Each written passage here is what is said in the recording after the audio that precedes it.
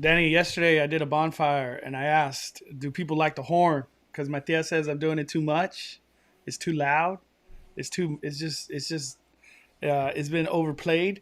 And I asked the community, I said, what does the Five Fire community have to say? Do you guys like the horn? Is it too much? Put it down, change it.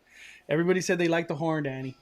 They like the horn. And I said, thank you. I'm addicted to this. And I'm addicted to that.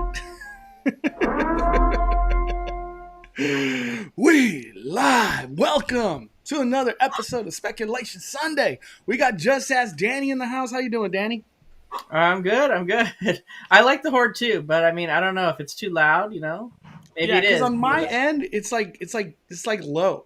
I don't know how, I don't know how it portrays like on the other side.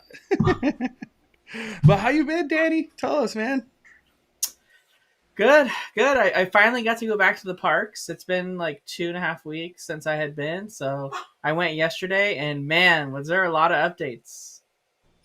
And there was a lot of low crowd. Coachella and someone told me the Long Beach Grand Prix is going. So the crowds are just not at Disneyland, but you can't get a reservation. What's up with that? I don't. Did Disney care so much about that Disney experience that they were like, we want everybody to have just the best week ever? Because it's weird.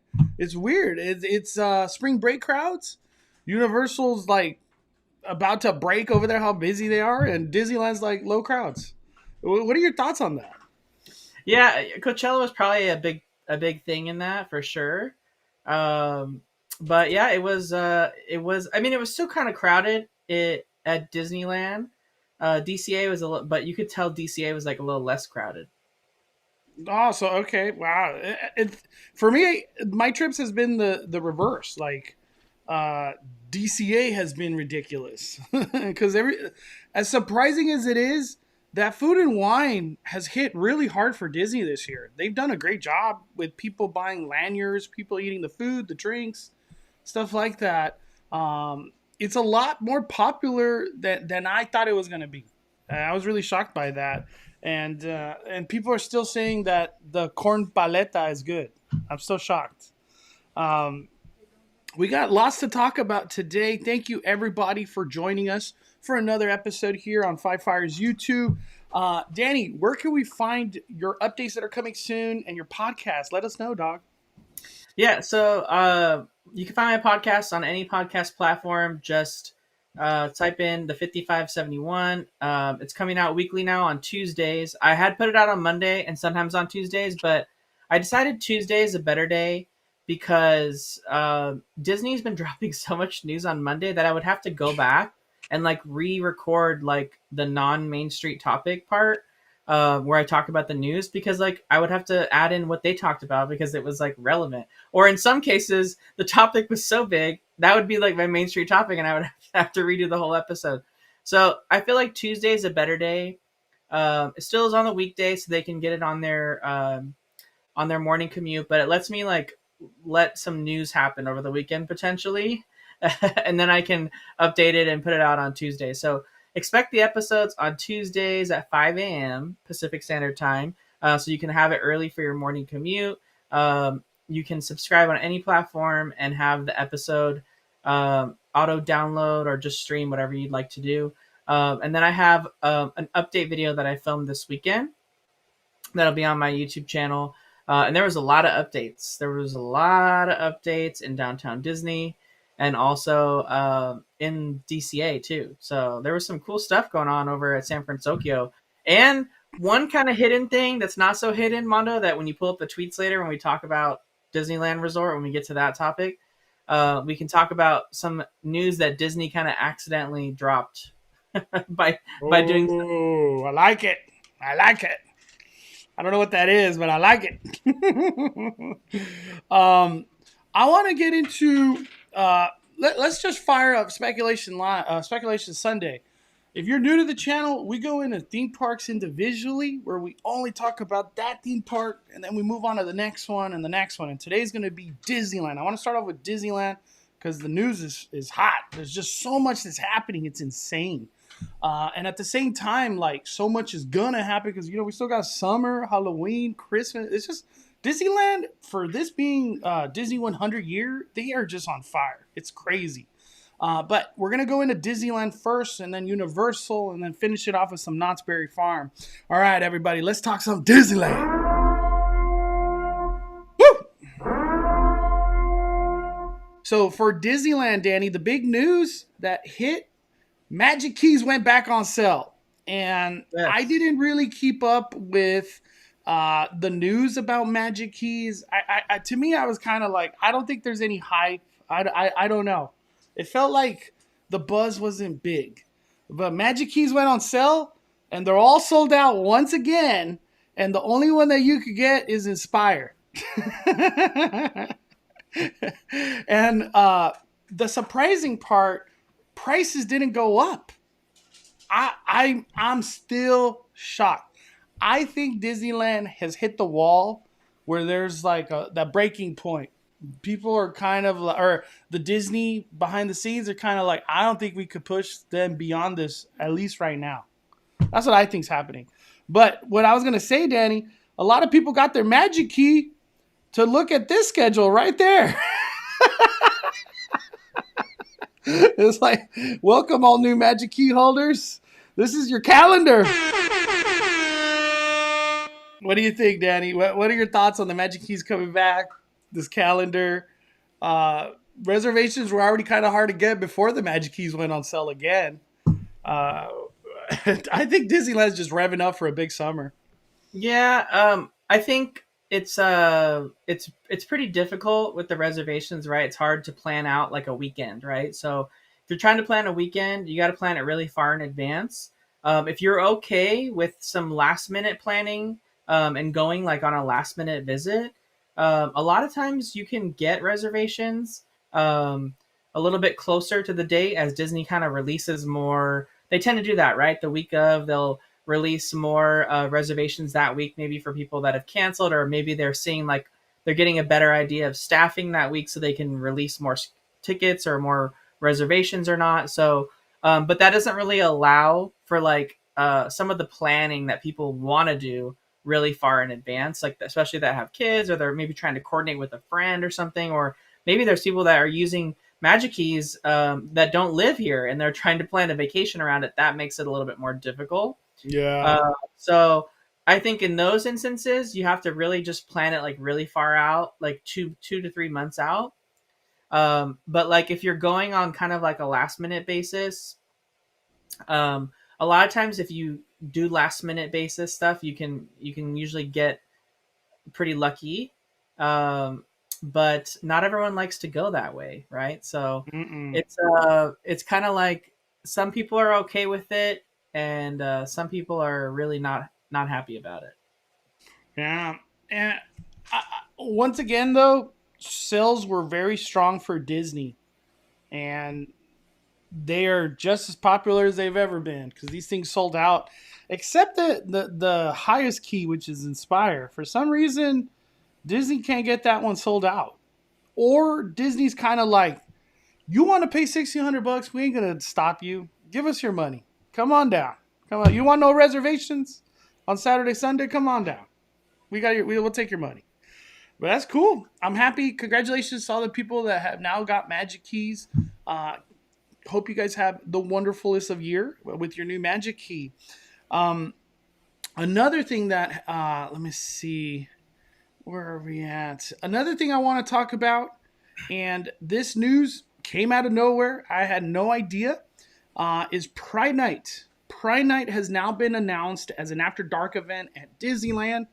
And one thing I do want to say before we get started, me being like the head of Five Fires YouTube, I have so much love for everyone, and we don't want to tolerate any hate.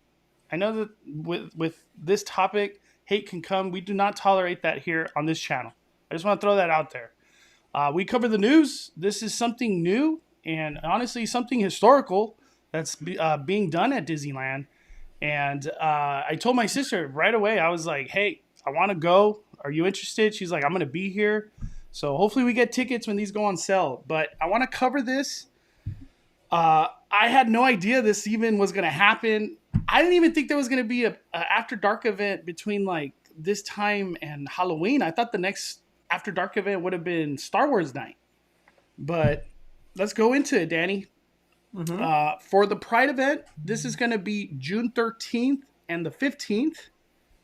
And the crazy part for me was when this all got announced, like the first concept art that they brought out was that it was going to be new character outfits. And for me, I was like, Disneyland went all out. If they're doing new character outfits, like this is, they spent some money, dude. Like from a budget perspective, because And I feel they went like extra hard too on like Daisy and Clarabelle and like the what do you call it? They all the gays, all the girls, they love Daisy and Clarabelle, right? So like it makes sense that they went all out on that. So it's funny. She's got like the little crown with like all the hearts in it, but in rainbow colors, and then Daisy has like Mhm. a rainbow jacket. It's just they really knew like where to kind of focus attention, and the character costumes I think was a big deal because like that's something that unique and they could bring out during an event like this, and in all honesty too, some of these just are great costumes all around. Especially I like Donald's the best. I think Donald's got the coolest one. He's got a bucket hat. I like minis. That's the one I like the most. I like minis. For this event, if you are interested, early admission, you get to come in at 6 o'clock. They're going to be doing a Rivers of America dance party. So feel the beat as the DJ keeps the party rocking along the water. Anytime they do a DJ at the Rivers of America, it's always a big hit. People they just hang out over there. Like they don't even care about the rest of them. They're like, we're just going to hang out here. I've seen that with like 80s night, and they've done a DJ there too at New Year's Eve, and people just like hang out there. It's amazing. Like you get food and you hang out with the DJ. They're going to do a Pride Cavalcade, brand new. Join in the fun as Mickey, Minnie Mouse, and their friends dressed up in special attire dance along the parade route, working their way down to Main Street, USA. I wonder. I know what float they're going to use for that, Mondo. Yeah, I was gonna say that's what I was gonna say. What float are they gonna use? The Disney 100 float. I already know, or I'm gonna call it the Super Bowl float. Yeah. What was it originally? What was that float originally? Was it? I don't even know. It's been used in so many things. Yeah, they're for sure gonna dress up that float, but it's gonna look nice. I wonder if they'll stick to having it still be kind of Disney 100 inspired. We'll see. An Ohana dance party. They didn't say where, but it's going to have Disney characters. So I'm curious to see what characters come out there. Character experiences. Look for Mickey Mouse and friends strolling through festivities and moving to the rhythm on the dance floor. We don't have no locations just yet of where these characters are going to be. Fun photo ops. Say Pride as Disney Photo Pass photographers capture shots, incredible memories in front of Pride-themed backdrops, inspirational messages, or with Disney characters. Damn, wow. So I feel like this event is going to have a lot of character-driven moments, like photos, dances, DJs. After hours access to attractions, theme eats. I don't think we could look at any foods or is there foods? Party keepsake, probably just your lanyard. And then at the very bottom, dress with pride, step out in style. Proudly display your true colors and be your unique and fabulous self. And then, they do got some foods. Okay. Huh. And then it's going to be 2 days, 9 to 1 a.m., $140. When I saw $140, I was like, damn. I feel like after dark events are just going to be that $125, $140 price now. Period. Like, remember when after dark events were like 100, 105 maybe? I remember when Mickey's Halloween party was $60, $70. Why are after dark events are getting like I went in down Oogie Boogie hits like 200 because didn't like a Star Wars night hit like 180? Like it's getting ridiculous. It's getting crazy. I don't know. These after dark events are getting very expensive. But that's it. Those are the information for this event. And then tickets go on sale. Isn't it like, man? Isn't it the 18th? Or did I miss it? Yeah, I think it's the 18th for Magic Key holders and the 20th for regular guests. Okay. I'm gonna be trying to get tickets to go. I want to take my sister, and I want to cover everything new here on Five Fires YouTube. This is what we do. We cover all the theme park news, and this is very important because it's brand new, never been done at Disneyland. So I'm excited for that. For the next thing I want to talk about, Danny had a chance to get some updates from the Grand Californian Hotel. I feel like Danny has been on the beat with this right here, Earth Month. Can you give us a little bit of info of what's happening here, Danny? Because when I saw this, I was like, "What in the Baba Freak?" Uh, Gosh, I think it's like April 1st or April 2nd. They had put this tree in the lobby, and I was like, "What the heck is this tree?" And then someone messaged me and said that it was like an over 80-year-old strawberry tree, which I didn't even know there was such a thing as a strawberry tree. And it was being put in the lobby for Earth Month, and then it was going to have a lot more embellishments soon. And then I did a little bit of research on the strawberry tree and found out that like the tree in and of itself like has beautiful like bell-shaped flowers that hang down in like what looks like a bunch of grapes kind of thing. Uh, and But the funny part was is when you read the description of the tree, it said it was like a messy tree. So I was like, oh great, it's gonna mess up the lobby's carpet. But Has it been messy? Like if you like oh, just I from mean, those experiences of seeing it. no. So like I went in this week because last weekend when I was there, it was just the tree and there was nothing. Then this weekend, they had spotlighting on it. The tree was like glowing. So like when you were, I mean, the camera doesn't really do it justice, but when you're like walking around the lobby, like there's just like glowing tree in the middle of the lobby, and it just looks like magical. It's kind of weird. Um, Wow. and then there was yellow flowers all over it, but I was like, wait, I did research on this tree. It doesn't have yellow flowers. And then I looked, and they're like strapped onto the tree. And then I had put in my tweet that it was artificial because they kind of looked waxy and artificial. But someone else pointed out in a reply, the username Tangaroa Joel, he said that they're real and they're in like little vases of water. And then when you look at it again up close, they are in little vases of water. Hmm. So I don't know what kind of flowers those are. They're not native to that tree. However, if you look in the bottom when you're zoomed in on the zoomed in photo, Yeah.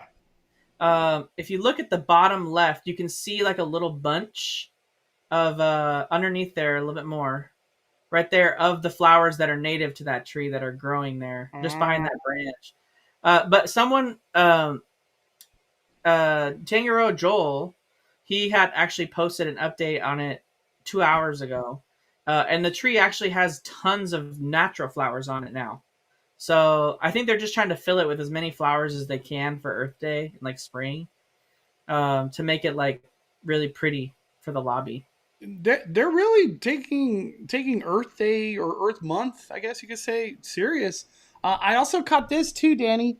Um, it was like a cast member environmental art challenge in celebration of Earth Month, and they created like cast members created this all these art pieces out of, I guess you could say, recycled items, like stuff that just wouldn't be used. Like that was made out of Coke cans right there. And I got to talk to a cast member that like talked about this. You could actually vote for a winner. So if you right there, that barcode, that's to vote.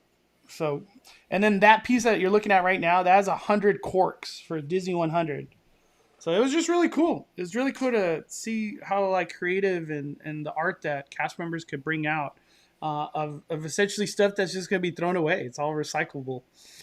Do you think there's gonna be like a Earth Month something, maybe foods coming to the park, or is this just kind of um, like a smaller thing that's happening at the park at the resort? I don't know. We've had a couple Earth Day things. I feel like the Grand's just gonna have maybe some like little treats at their little dessert cart there. The Grand has had a lot of Earth Day activities in the past, but they're typically for hotel guests only. So they do like ladybug release in the garden. They have like little nature tours and stuff like that. Some outdoor activities with the special activities teams for kids and stuff. That are all staying there. Um, I don't know about what the parks are doing. I mean, it's more so like a bigger deal at Disney World because Animal Kingdom's birthday or day that it opened was Earth Day, very purposefully. So That's pretty cool. so I always associate Earth Day with Animal Kingdom's birthday. So That's really cool. That's good theming right there. yeah, Camille with 3 months of membership. Thank you so much, Camille. Appreciate everything you guys share. I've gone from knowing nothing to book or holiday to knowing so much that I don't even need to. That's what we like to do here on Five Fires YouTube is bring all that information always and speculate because it's so much fun with everything that's happening and just trying to guess what it is. Lisa says the trees in front of DCA, Starbucks, Fiddler, Pfeiffer, and Practical Cafe are strawberry trees. And then Alyssa says, I just told my mom about the strawberry tree, and she told me she was confused. She was like, strawberries don't grow on trees. I had to explain because of the buds / flowers. She was so confused. yeah. The strawberry tree does not produce strawberries. The flowers look like little strawberries, and actually, it does produce fruit, but I don't know that you can eat it. I don't know that it's an edible fruit. What a But weird name for a tree. Strawberry tree no, is not strawberries. it's not strawberries. No. So Disney Fan Chan, this is another big thing, Danny. Do we know how long the musical will be at the Hyperion? Is there a chance it'll be around through the holidays? And we're talking about Rogers the musical. It was officially announced, and we have a date now for it. What are your thoughts, Danny? You think it's going to be here for a very long time? I don't know. I feel like it's just going to be, how well it's received by guests. In all honesty, I'm going to be fully transparent with Disney Fan Chan. Like, I don't know how Disney's going to implement this because the idea of Rogers the Musical is really over the top, like satirical, and not like I don't know that the average guest that doesn't really know a lot about Marvel or isn't really up to date on the current MCU and what's happening, that they're gonna really know the reason as to what they're watching. To them, some people might like see it and think it's stupid and think they're gonna go see like an Avengers show with actual Avengers characters in it. I could totally see that happen. Yeah, You're which there. You think is it's going to not. be like a serious superhero tone? Yeah, they're like expecting to see like someone that actually looks like Steve Rogers, someone Or that Hulk? actually Or looks like Hulk? the Hulk, rather than some guy that's painted green that's not even looks nothing like the Hulk. But that's the purpose of it. It's real satirical. So like, if you haven't watched Hawkeye, which this musical came from, that show Hawkeye on Disney Plus, it's not probably going to make all that much sense. And I feel like Disney was really specific in this announcement where they said that they were going to make a live adaptation of it. So I'm sure there'll be some sort of explanation, but I can definitely guarantee you that a lot of people are going to come into this not knowing what it is, and some people may leave not liking it. So I feel like to answer that question, it could stick around a long time if it's like a super huge hit, but I just have a feeling like once the fans that Disney's making this for like see it a few times and maybe don't go back to see it again because they've seen it enough, like the average guest might not be really all that interested, if I was just to put it out there. I just want to throw it out there. Hawkeye, the show for Disney Plus, was not very popular. It just was not. That might offend some people, and I'm sorry, but it wasn't. Frozen was probably one of the most popular things that Disney has ever done, and that whole musical brought the crowds pretty much to the end. As much as people were kind of zoned out about it, and like I've seen it too many times, I never want to watch it again. The crowds went. Summer is packed every day because it's hot. Take a break, air conditioned. The kids love it. It's kind of an odd choice when you have Encanto sitting in the background, turning red. Coco. I'm just throwing it out there. Nightmare Before Christmas musical. There's so many things that could have came to life at the Hyperion, but they're like Rogers the musical. And like Daddy was saying, there is probably going to be some families that come and hear that there's a Avengers musical, and you're not going to get the Hulk you're expecting, or that matter for any of the superheroes. Yeah, like people might say like, oh, the guy they picked for Captain America, Steve Rogers, doesn't look anything like Captain America, Steve Rogers, but that's the point. Like that's the whole purpose of it. Yeah. So, but like they might think of it like oh, this is bad casting, or this is a really corny show, and like yeah, it's gonna be corny for sure. I think that's the point. It is corny. I could do this all day. I'm excited for it. I already booked my reservation to go day one. I don't know if we'll be able to record it or not, but if I can, I would like to live stream it so we could all enjoy that first show with the community. I do want to say big shout out and thank you to Arlene for gifting a membership. Thank you for doing that, Arlene. I appreciate you supporting the fire. And it went to Amy Bailon. So big thank you to Arlene. Also, too, another thing that has come down this week from Peter. Did you see Disneyland Forward community events?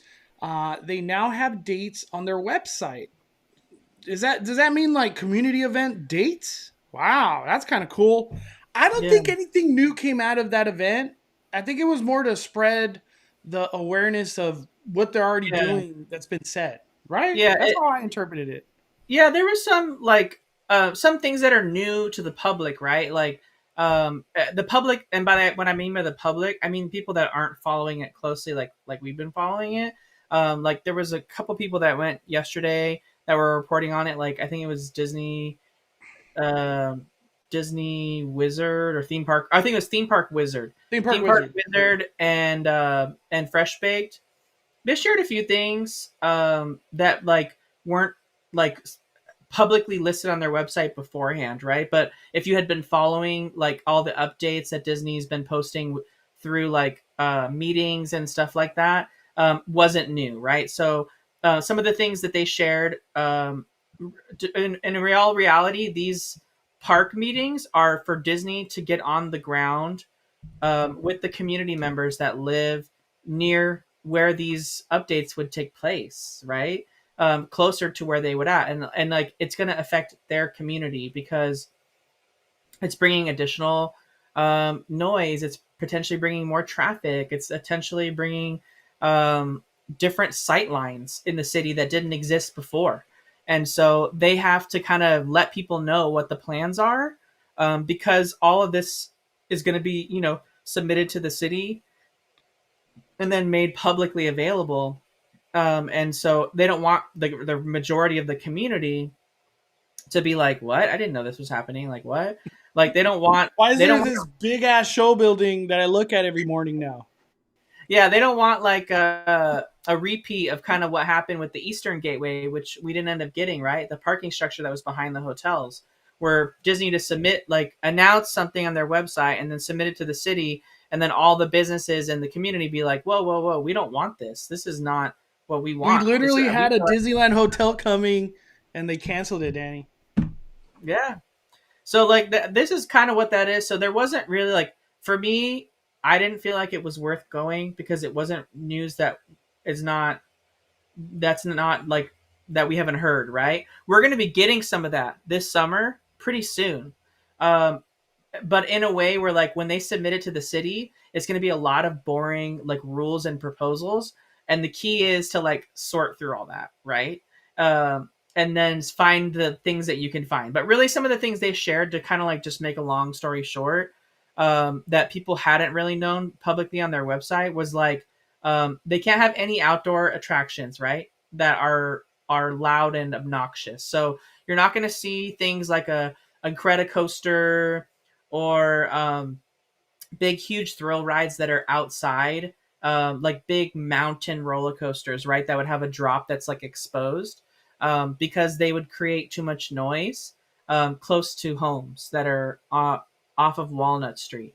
So really anything in these lands that potentially could ever be made here in the future at some point in the next 20 to 30 years, which is the plan for this, would have to be some sort of highly themed land like um, Avengers Campus, or like Star Wars Galaxy's Edge, or Pandora, where, like, it's a beautiful immersive land with highlight attractions that are indoors inside of a building. Now, I don't know that they could even have something like Guardians of the Galaxy. Like, even maybe having a roller coaster in a building that's that intense could be still causing noise because you could hear it outside the building, like screaming and stuff. I don't know if there's ways to like soundproof that, maybe. I don't know. But it's really kind of that's what they were sharing. And then also some of the things that Mondo and I have found out just by, researching things and other things like that that weren't shared at these community meetings are things like, they have plans to turn Disneyland Drive into a private street. It would no longer be a public street. So that street that drives underneath downtown Disney to the Grand Californian to the parking structure, that would be a private street, no longer a public street that any car can just drive on. So that would be a pretty big change. That would make sense though when you see that picture that Bondo was just showing, with the connection to Disneyland and Disney California Adventure. You might be saying, how could they do that over a public street? Well, if it's a private street, then it'd be a little bit easier to do that, right? Uh, The issues are all gone. yeah. If it's public, And if then it's a private, yeah. the other thing that we found out that weren't in those meetings, was that Magic Way, right? The Magic Way street, which is that tiny little street that goes in between downtown Disney and the parking structure, and also the little street that feeds into the Disneyland Hotel.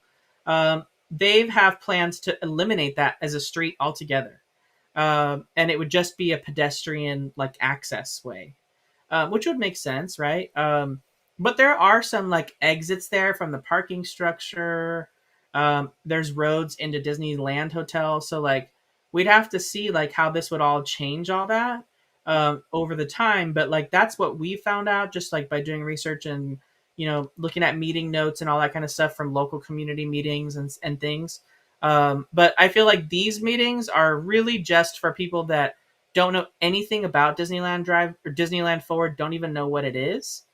And it's Disney's way of sharing with them, hey, like you may not have seen this in like a newspaper or online or on our website, but like this is what we have plans for in the future, and we'd like you to know about it so that you're aware.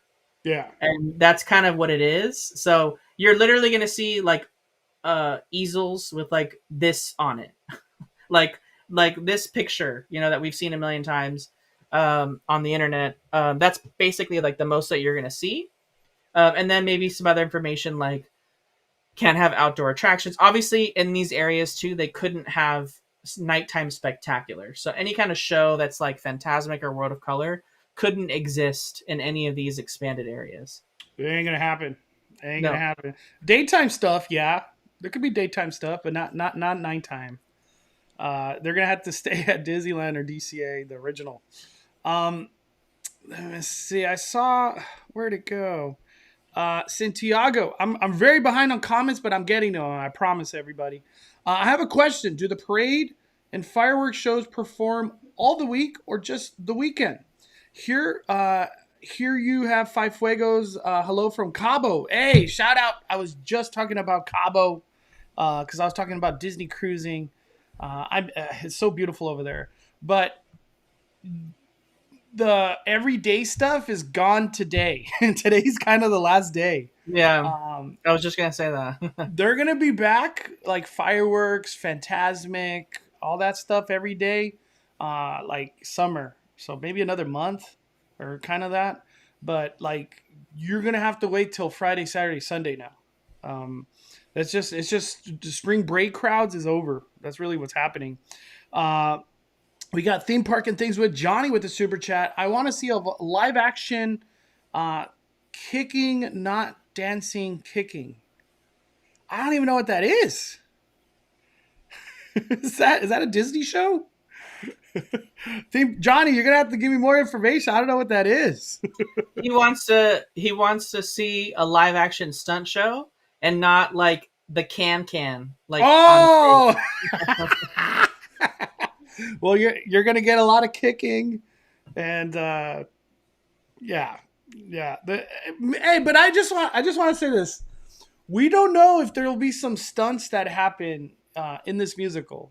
I I could have sworn like Iron Man flies and stuff. I don't know. Maybe Hulk like breaking a wall. I don't know. We'll see. We'll see. Disney Diva Gem. If they have characters that break the fourth wall like Genie, it could end up being popular. Hoping they make it relatable to the general fans and audiences. Who could be the character that breaks the fourth wall? It would have to be She-Hulk, right? That's what she's known for, breaking the Yeah, fourth wall. That's a good comment, Disney Diva Gem. What do you guys think about the 15-ish minute run of the show? It feels like it'll take longer to fill, empty, and out the theater. I could have sworn Disney said that it was going to be like 25. Oh no, right here, I thought it was gonna be 30 minutes. 30 minutes. Yeah, at first we all thought it was going to be short because they said a one act, but right there, look at that. 30. It will run approximately 30 minutes. So they're gonna flush out some story, some musical. There's gonna be a lot coming, and they even commented right here. The show will be powered by music, including "Save the City" from the Disney Plus show Hawkeye, "Star Spangled Man" from the film Captain America: The First Avenger, and then plus 5 new original songs written just for Rogers the Musical. So this is a legit music. Like it's just gonna hit song and song like song right back to Yeah. back. And Dude, they it's also did make a teaser in that same release talking about how we might see some Avengers characters. So maybe there will be an appearance by actual characters to kind of like appease the people that want to see the real ones too. So I don't know, but they did tease that. They said something like and select members of the Avengers, and it said here um, there was something on it here at the top, Mondo. I think above that art. Yeah, I said superhero and theater fans assembled because it's going to be smashing, and that made me think like the Hulk. I think it's She-Hulk. I'm just gonna throw it out there. Maybe She-Hulk finally makes her debut at Disney Resorts. Let me see. I'm just reading the comments. Uh, Big Avocado says, I agree the show has a small margin of people who want to watch it at the Hyperion. I'm one who will pass. Wish they would bring back Aladdin. I forgot about Aladdin. I would love Aladdin. I would have not complained. Um, let's see. I'm just reading. Where are we at? We got Johnny with another super chat. I'm predicting we get a Beauty and the Beast ride. Where is that news coming from? Uh, I think he's saying that because Bob Iger and Josh D'Amaro flew to Tokyo to ride that ride. Yeah, I put that in my Instagram story, Danny. Let me see if I could find it because oh my gosh, it's not in my Instagram story anymore.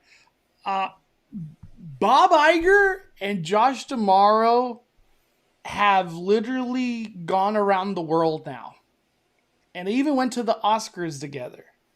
Uh, could there be a better indication of who's taking over than Josh D'Amaro following him everywhere? I don't know who's in the run for CEO after Bob Iger, but I almost feel like Josh D'Amaro is being shadowed. He was in Paris, and now he's in Japan, right? Yeah, they were last in Tokyo Disney. I don't know if they're still there now, Yeah, but I don't know where they're at now, but they're at Tokyo Disney. Um, I feel like those are very big. Those are like big moves to be put out there publicly because when you think about, I know nobody wants me to bring this up, but when you think about Chapek, who walked around with Chapek all the time? I couldn't even tell you. but now it's very visible that Bob Iger and Josh are going everywhere. So I don't know. I feel like that's like a big public image move that they're pushing. And Josh Tomorrow is very well liked, very well liked. Let me see. I'm just reading through the comments right now. Um, I'm still laughing about the like the can kicking. NF, have you gone to Earl of Sandwich since you missed it when it was closed? I liked it when you vlogged downtown Disney together during the shutdown. I have only been to Earl of Sandwich once, and it wasn't very good. I got the Thanksgiving sandwich, and it was not good. I did not like it. Um, Yeah, that, for me, I don't like the Thanksgiving sandwich all that much. I like the Chipotle chicken one, but my favorite one's the French dip, and they don't even have that they don't even during. have it, Danny. They don't even have the French dip. So Earl of Sandwich, what's happening? One thing I do want to talk about Earl of Sandwich, I'll cover it on my next video when I have a chance. Earl of Sandwich has become like 3 restaurants, where the first part on the left is like their quick service, get your sandwich and go. And then the middle part has become like a pizza restaurant. It's weird.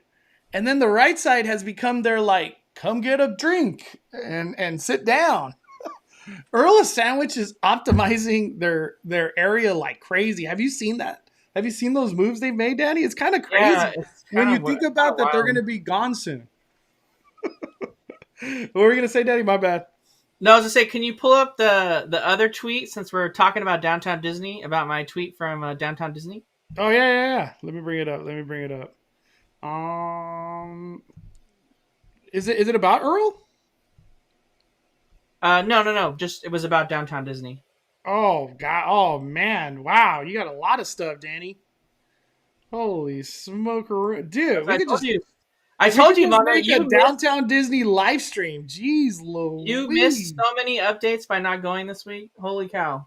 And by the way, follow Danny on Twitter. Just as Danny, right there. You got to go to my 101. That's 2 of 2. There There we you go. go. There we go. Some So surprises. Surprises yeah, here. a bunch of things happened in Downtown Disney.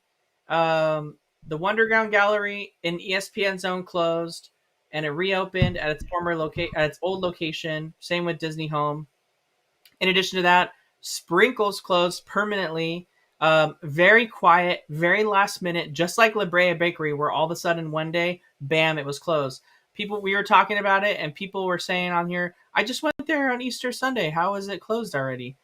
And it was closed. So then also the Catal restaurant closed forever, and the Uva bar closed forever as well. So all that area is just a massive construction zone now. But the more important thing is that like news was really swirling around when this first came out. Um, Someone had reported to us a long time ago when these first shut down, because if Mondo remembers, when both of these shut down, no one knew. And like they just I think one of the workers like told us out of nowhere that it was shutting down, and then another person who worked there actually messaged me and told me that they were gone, like for good gone, and not coming back, but they were going to bring back the Disney home as a bigger store, and that Wonderground would get a store somewhere else. And so I had reported on that mistakenly without like actually verifying that, and I'll make that mistake once, never make it again, kind of thing. But that's actually not what happened at all. Actually, Disney had to come out and like say something like to someone about it because people were reporting that. But essentially, if you remember, when you walked into these buildings, they had these big, giant like atriums because the entry level areas were 2 stories. So the windows on the top and the bottom were kind of connected as one, and they had stuff like hanging up there. And then Wonderground Gallery, they had like artwork hanging up there and stuff like that. Essentially, what they did during this whole entire closure was cap off the buildings. So when you first walk into all these buildings now, they have level ceilings just like throughout the whole store, and there's no longer that like big atrium part. But the reason why they did this was they added a whole new dining space for the restaurant above, which is going to be Paseo. So if you remember Catal, you'd go upstairs, and you would have the outdoor seating for Catal up on that balcony, but it would stop right where the Disney Home Store was. Well, now they'll actually have a whole new section of dining.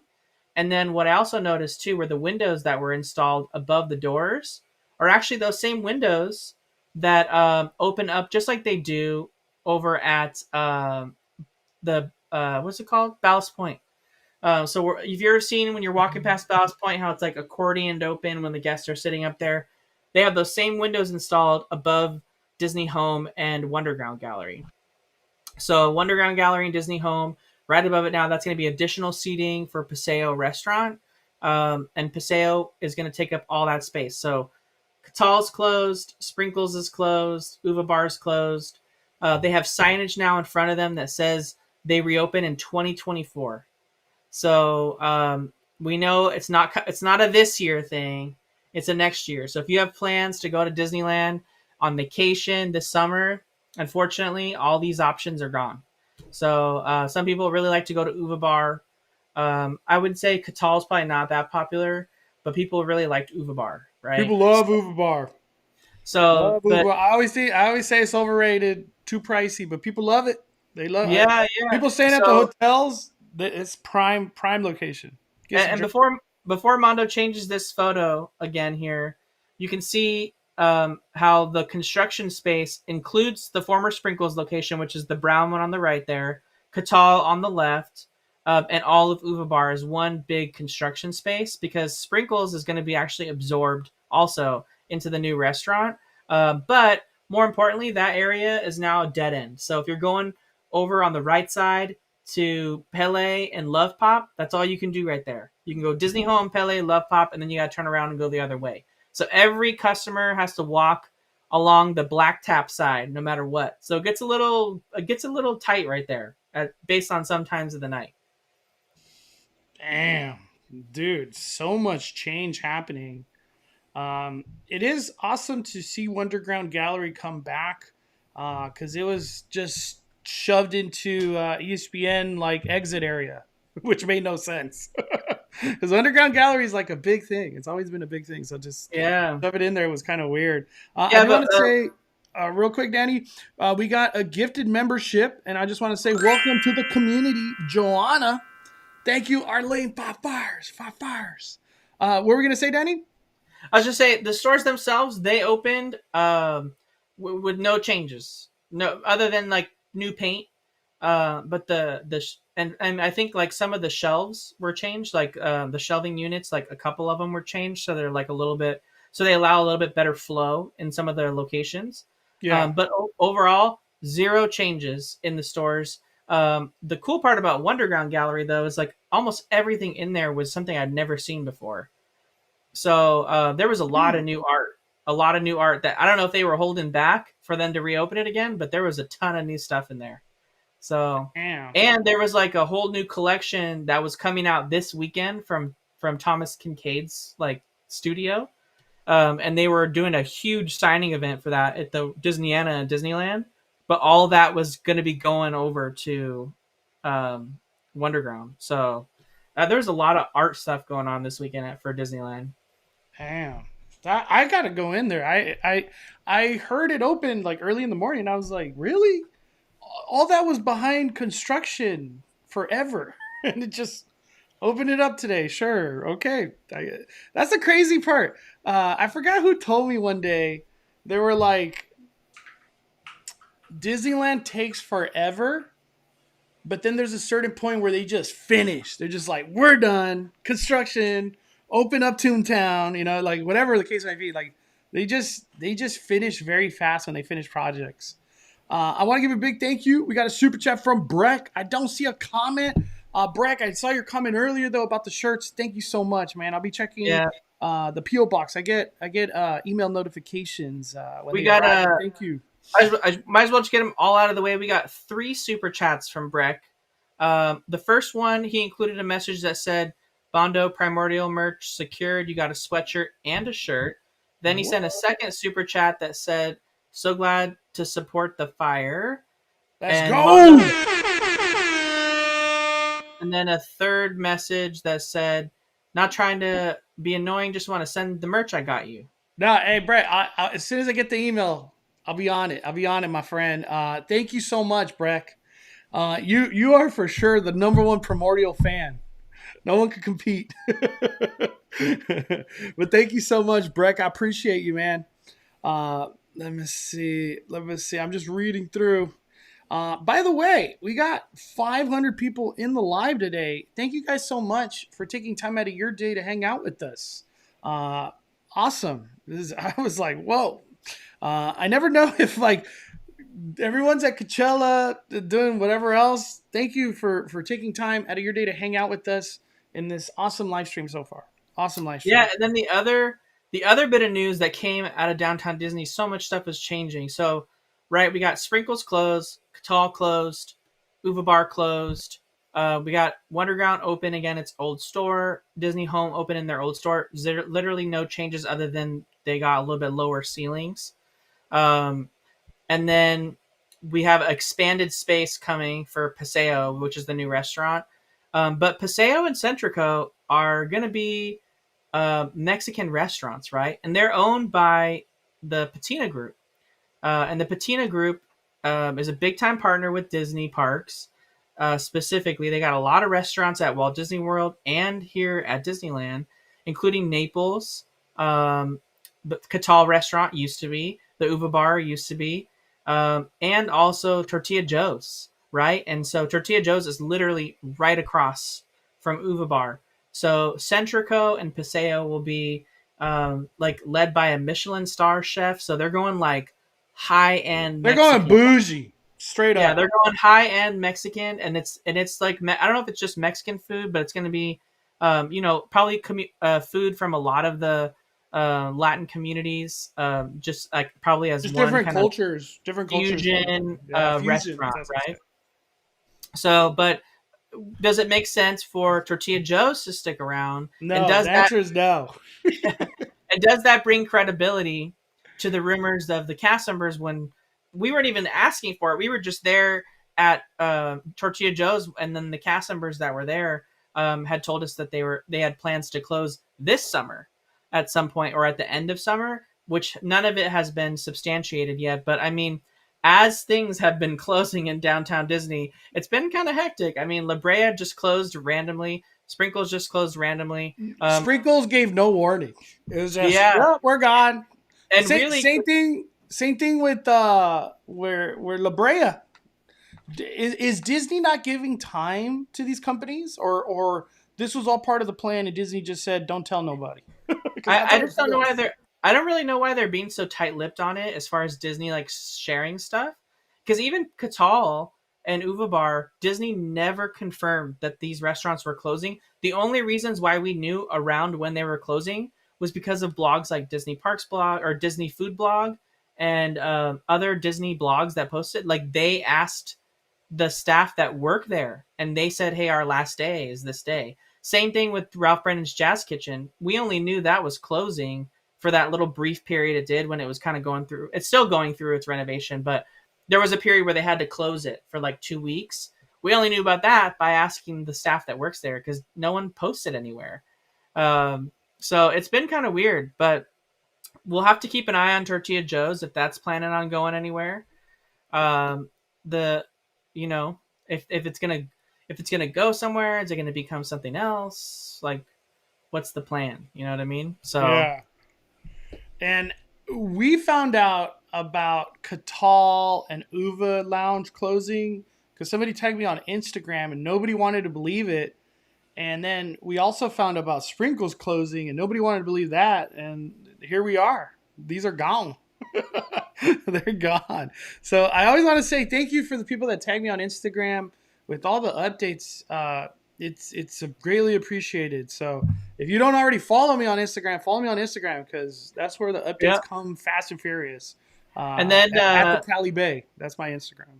And at Gina Marie T in the chat brings up another rumor that came up on Twitter this weekend, which is Mondo that Pele and Love Pop are also potentially on the chopping blocks as well already.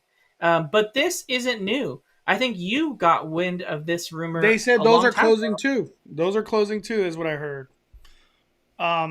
I don't have any dates or nothing for those, but the sprinkles and that Catal and Uva Lounge, they did say April and it did close in April. I just want to throw that out there. Are they gonna put something new there? Or are they gonna just give all this space to that restaurant and hope that it's gonna be doing really good? To lose sprinkles and absorb it into that new restaurant Paseo and whatever else is coming. They got a lot of real estate. Uh, Maybe that was like their compensation to lose Tortilla Joe's. Tortilla Joe's. They're like, hey, you have to lose Tortilla Joe's for whatever's coming over there, but we'll open up that whole lower Love Pop, Sprinkles, and Pele to compensate. That maybe that was like a trade off for them. That did happen. I'm trying to find the Instagram that gave me that like not gave me but like tagged me on Instagram and provided that info a while back. Oh man, I can't find it right now. If I do, I'll give them the shout out because they were spot on. It all happened in reality.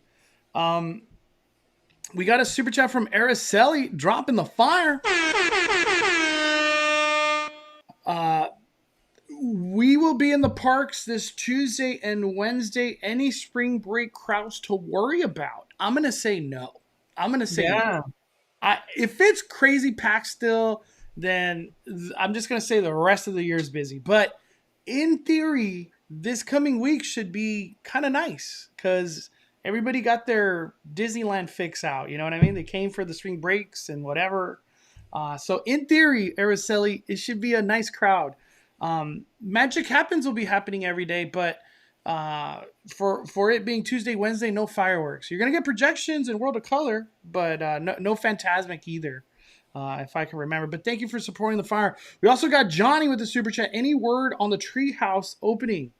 Have you heard anything, Danny? I've heard nothing. The only thing I've heard is that when it happens, it might just be out of nowhere. Just like all these openings with Downtown Disney Wonderground Gallery. I feel like Disneyland might not give a date, Danny, and they're just gonna be like, "Yep, it's open. Come enjoy our treehouse that we spent $3 million on." What do you think? Yeah, I feel like it's just gonna open at random too. I don't think they're gonna have like a set date or anything. Like that's super far out. If they give us a date, it'll be like, opens next week or something. So they're definitely going to want to highlight it, right? Because they spent time showing us concept art of the different rooms that they've added back in, right? It is the Adventureland Treehouse inspired by the Walt Disney's Swiss Family Robinson, and there are a few rooms that that are harkening back to the original version of the attraction, but it's not a full blown copy of the old version of the attraction. Plus, there's a lot of fun things going on, and like in the attraction itself, like they brought back the water wheel. But the reason why that's significant is that the water wheel delivers water all the way up to the top of the tree, and then there's all these weird pipes and like water effects that go down the whole tree. So like it's just fun things like that. They're gonna want to showcase that in some sort of social media post, a TikTok or like a Disney Parks blog video or something. So I'm sure we'll know some sort of official opening because they're going to want to highlight it in some way like that with like an Imagineer talking, all the normal stuff. Yeah. It's crazy. Let me see. Arlene says that's extremely accurate. Disney moves when they want to. One big thing we really haven't had a chance to talk about, but this is a great time to talk about it. The Coco restaurant from Paris would fit so well at either of the two parks over here. Why are we not getting a Coco restaurant, Danny? Coco's Pixar, right? Am I not mistaken? We have Pixar Pier. We literally have Pixar Pier. I'm just gonna leave it at that. I'm not even gonna go deeper. We're not gonna talk about it. Or should you know what? I'm not gonna go. What do you think about the Coco Paris restaurant? And how come we don't have it? It frustrates me because a Coco restaurant would be a humongous success. Humongous success. over anything we got at Paradise Pier. Like I couldn't even tell you the last time I got the chicken from the Toy Story box, whatever it's called. I don't even know what the restaurant's called anymore. What do you think, Caesar Danny? Palace. That'd be cool. They could even just do Rancho del Zocalo. They could completely gut it out, keep the same format of what it is, but just make it like Grandma Coco's restaurant. You know what I mean? And like you just come get some good new styles of Mexican cuisine because they've had pretty much the same cuisine at Rancho del Zocalo for a while, whether you hate it or like it, you know. And they could do some updating there, bring some new offerings. Disney can serve some really fire Mexican food, as we've seen at Paradise Garden Grill during the Christmas time when they have the, what do you call it over there in the corner? I'm forgetting the name of the show. But with the three caballeros over there in the corner over at DCA. Viva Navidad. Viva Sorry. Navidad. I was like, yeah, Yeah. it was like leaving my head right now. Viva Yeah, I was Navidad. like, what the heck? I can't think of it. When they have Viva Navidad and they've got Paradise Garden Grills featuring like all that, all the Hispanic food over there. So good. Like all of it. They had albondigas, they had everything. They had arepas, all that kind of stuff. Like they could make some fire stuff, add a new implementation. But I think right now they just got too many things on their plate, right? They're trying to build Tiana's Palace restaurant. They're gonna have a whole new menu there. They got to try to figure out right now. So King Thanos gift shop. yeah, some sort of gift shop over there. uh, a Coco restaurant, literally at either park, would be amazing. I even want to go a further step. Imagine if they did a Coco character dining at they only are creating a hotel based on Pixar. They're only creating a hotel based on Pixar. I'm going to say it one more time. They're only creating a hotel based on Pixar. Oh, man. But, yeah.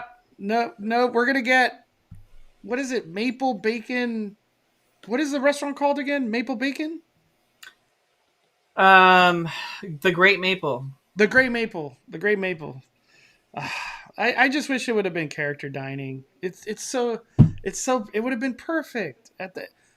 I'm not gonna gripe on it too much. We got super chat from Breck one more time, dropping the fire. Makes me happy to get, dude. I appreciate you. 5 fires, Breck. Let's go. Thank you for your kindness and support, my friend.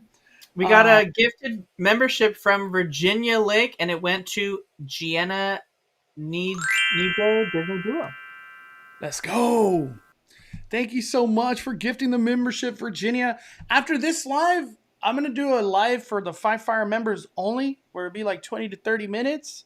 And we could talk. I kind of want to talk Mandalorian at that point, but we'll see. We could talk about a lot of stuff. And I know Ashley just commented, we need HHN updates. They are coming very soon. Very, very soon. And we will be talking some Halloween in a little bit. But right now we're just talking Disneyland. Let me see. I'm just reading through. We got Ian Grimm with the super chat. Happy Sunday. Do you think Walt Disney World passes will sell out? And if you do, how quickly? I'm thinking a day or two, and I'm tempted. I have a feeling Walt Disney World passes will not sell out like Disneyland. I look at it like this. People travel, it's their vacation, stuff like that, to Walt Disney World. Disneyland, I feel like this is kind of all Southern California comes here. Nevada, Arizona, New Mexico, all the way up to Colorado, Washington State. Like, people make frequent trips. Walt Disney World, not so much. I don't think they're going to sell out. Do you think they sell out, Danny? I think certain levels will, right? You have to remember, for Florida, at Walt Disney World, they only have one pass that you can get if you're not a Floridian. So if you're not a Floridian, your only pass is $12.99, I think, or $1,200, which is the Incredipass. Every other level of pass requires some sort of other criteria, whether that be Florida resident or DVC member. So If you're not any of those, you only have one option, and not everyone can afford, like Mondo was saying, to do like a family of 4 for like a $1,300 pass or $1,200 pass. Um, Whew. it's like it's a lot of money for everyone. Um, Although their pass is like $300 cheaper than ours or $200 cheaper than ours. And you get a whole lot more. You get no blackout dates. You get parking included. You get the discount, and you get 4 theme parks and a whole bunch of other stuff. And you get water parks. They get water parks included in their annual pass. Incredible. The Walt Disney World, they go hard for the benefits of their annual passes. Like they're really good passes. Ian, if you're going to Walt Disney World in the nature of like 8 to 15 times, I would for sure buy a pass because park hoppers, they could get up to like $240. Maybe even more, honestly, now that we're going into Christmas this year. But park hoppers ain't cheap out there. They're hell of expensive. That's what I want to say. And having an annual pass every day is a park hopper. And having an annual pass over there, you could just show up after 2 Monday through Friday. Gosh, they're going to be living the good life out there. Coco Restaurant at Boardwalk Pizza would be nice. I would not mind if Boardwalk Pizza closed down. I do love Boardwalk Pizza. But if it became a Coco Restaurant, I would not complain. We got a super chat from Gianna. I'd go Cuckoo for a Coco Restaurant. I think Coco Restaurant would break the internet.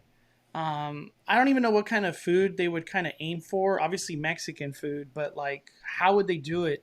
Would it be a quick service? Would it be a sit down, character dining? I don't know. I don't know how they would bring it to life. I would have to really think about it. For me, my first thought is character dining. Look at how successful Ernesto de la Cruz was at Oogie Boogie. It was insane. Ian says $1,400, but you have to pay an extra $200 for the water parks and the photo pass, so it's $1,600 with no payment option. I pay it every year though. I will never not pay my annual pass of Florida because the times you do go to Florida, I'm telling you, when you're paying for tickets, it freaking hurts. It hurts horribly.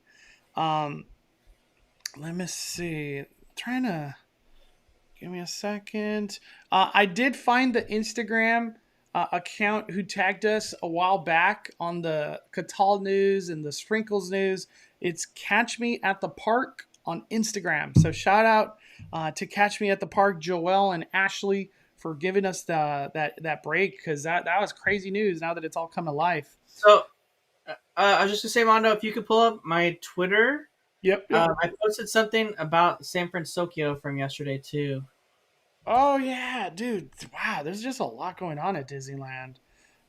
San Francisco, it's seeming like it's gonna come back, or it's gonna come to life a lot quicker than we were expecting. Let me see, where are we at? I don't. Is it from April 1st or a different day? No, it's from yesterday. From yesterday? Oh, I see it. Got it. You know, I saw those, Danny, and I didn't really know how to interpret it at all when I went. But give us some info. What are we looking at here? So we got a lot, and a lot more I include in my video too. But basically every facade on the side that faces the parade corridor, they've got a lot of new artwork, a lot of Japanese writing. They got like a San Francisco travel agency, and it's got Baymax flying across it. Lots of cool things here. But more importantly here is a little bit of news that we didn't know, right? If we look at, before Mondo leaves that picture of the Cocina Cucamonga.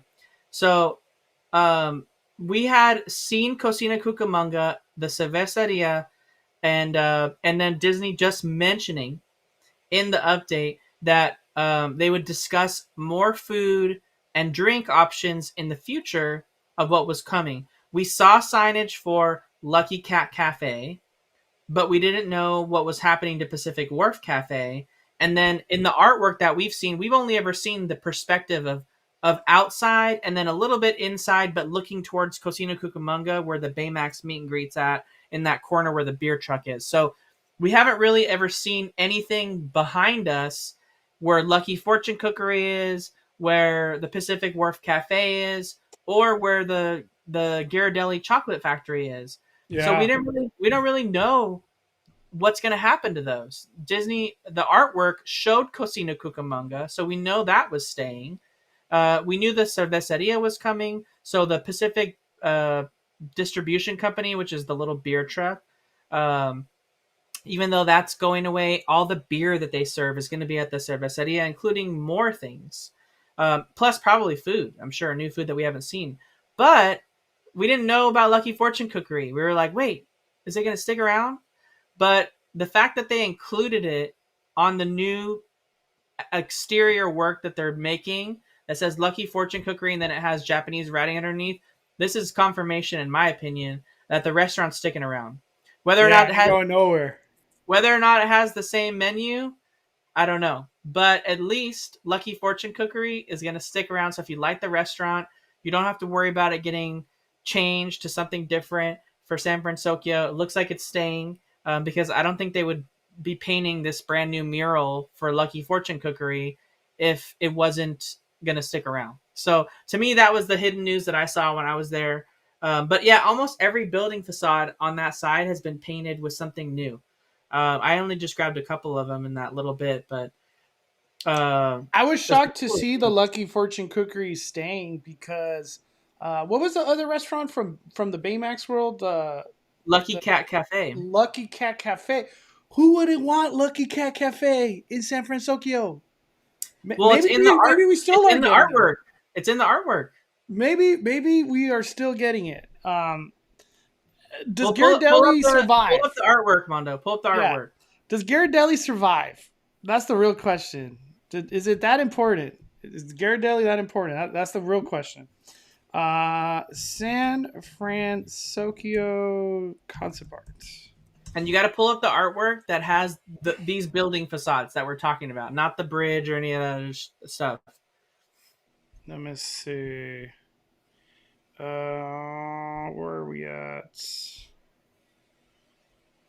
Um, Gosh, it's so hard to find like Disney's. Like, did they not do a? There's just so many. This was covered everywhere. Here we go. I think this will probably be it. Is it just like the one at night? Mm, not the port of San Francisco. That's the wrong side. Not this one.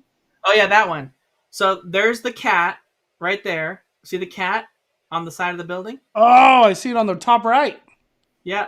And then if you zoom in more, which I think your face is kind of hiding that side. It says right there, Lucky Cat Cafe.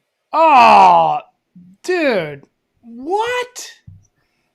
You know what it is, Danny? I never had a high resolution photo, so I never could zoom in this good. Yeah, Wow. it says Lucky Cat Cafe. What's after that though? I can't see it. Oh my gosh, I like Can you zoom Lucky in? Cat Cafe. I can't make it out. It does say Lucky Cat Cafe though. Do you think it'll say like Lucky Cat Cafe Bar or something? I don't know. I can't see what it says. Dude, so the Pacific Wharf's gone. Like that has no chance of staying. That's crazy. So we are getting Lucky Cat Cafe. Okay. I always thought Lucky Cat Cafe was going to take Lucky Fortune Cookery, but um, we'll see. Ghirardelli is from San Francisco. It should stay, in my opinion. Ghirardelli always has a huge line. I can't see them getting rid of it, but Disney has done a lot of things that we don't make sense. Yeah. Do you think Ghirardelli survives all this change? Um, I would say no, but then it's probably going to stick around. So I don't know. Like double reverse. uh, this is how I always look at things. Disney doesn't own Ghirardelli, and at least when I think of Universal, they've been on a move to make everything universal, like chicken, Antojitos, the one that just came to life. Oh my gosh, I can't. The Tusum Emporium, Chocolate Emporium.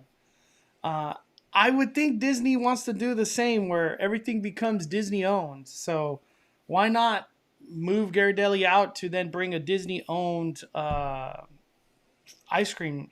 Still have it be ice cream, just Disney owned. We will see. I don't know what the contract is with Ghirardelli and stuff like that. But trust me, I like Ghirardelli too. But it has got too expensive. Like, they're like Sunday brownie float thing I used to get all the time. It's like $16-17. At what point do I just go to In and Out? You know what I mean? Big Yeah, Avocado said, "There goes my clam chowder." I don't think clam chowders are sticking around. At least not I at don't this think location. so. And you have to remember too, the Lucky Cat Cafe from Big Hero 6.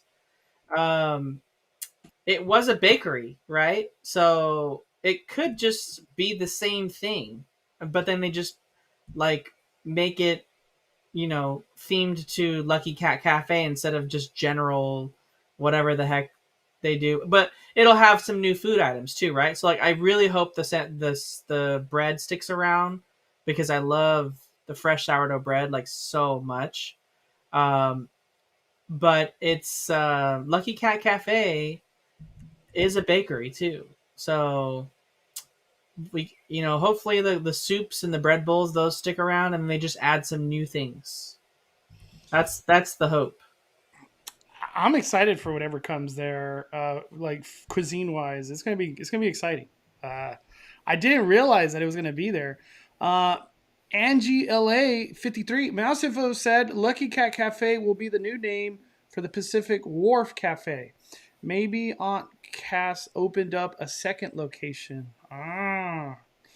So yeah, because the bread bowls I don't think are gonna go away, but I feel, will it still be clam chowder? I don't think so. I don't know. I feel like I would say no. Uh, I think if bread bowls disappeared, people would be pissed. People would be pissed. Those are like very important to a lot of people's trips when they go to Disney. Man, that's crazy. There's so much change I'm telling you, happening. Mondo, you missed so many updates by not going. I was like, dang. Um, You, I want to talk about one more, and I don't think we talked about it. Gosh, I don't even my I feel I got like the newborn phase going where I forget what days of this and that. Oh yeah, it was 4 days ago. Gosh, I don't know how we waited so long to talk about this, but Splash Mountain is closing. It is finally here. I totally forgot. This is like one of the biggest stories of this whole week that happened. Um, May 31st. May 31st. Can you believe it, Danny? Disney finally put it out there. What is going to be the last day of this iteration of the ride? What are your thoughts? well, I think more importantly, I just sent you a tweet, Mondo. If you could pull that one up too, Yeah. because I think we got to pull up the artwork. Yeah, because oh yeah, they did an article. I forgot about that. I forgot. No, I was gonna say, Danny. The other thing, what do you think about the crowds that day? Oh my Lanta! All right, let's Yeah, talk about it. Let's talk about it. yeah. Splash Mountain closing. So open up that artwork, right? So it's like, because that's like the 4K one.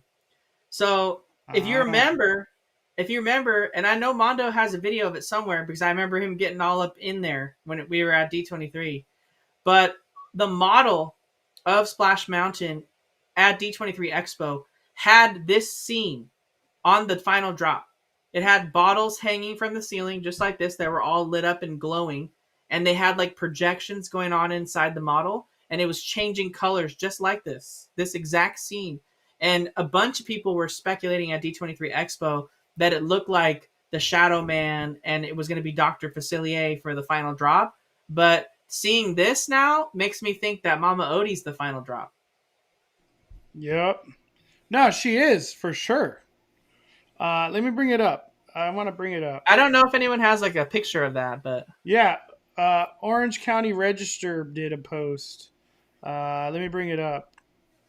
Oh, they got a perfect. Oh, Danny, this goes right in line with what you're talking about. Right here. Orange County Register. Bam. Yep. Ain't that they're already spoiled the last scene. That's it. Where Yep. else would it go? Unless they double scene it? Look at that. Boom. Same scene. And by the way, Danny's in the concept art. I don't know why they Ah. I don't know. They didn't tell Danny that he was going to be in the concept art, but he's Here, right I gotta there. do the. I gotta do the same pose. It's Danny.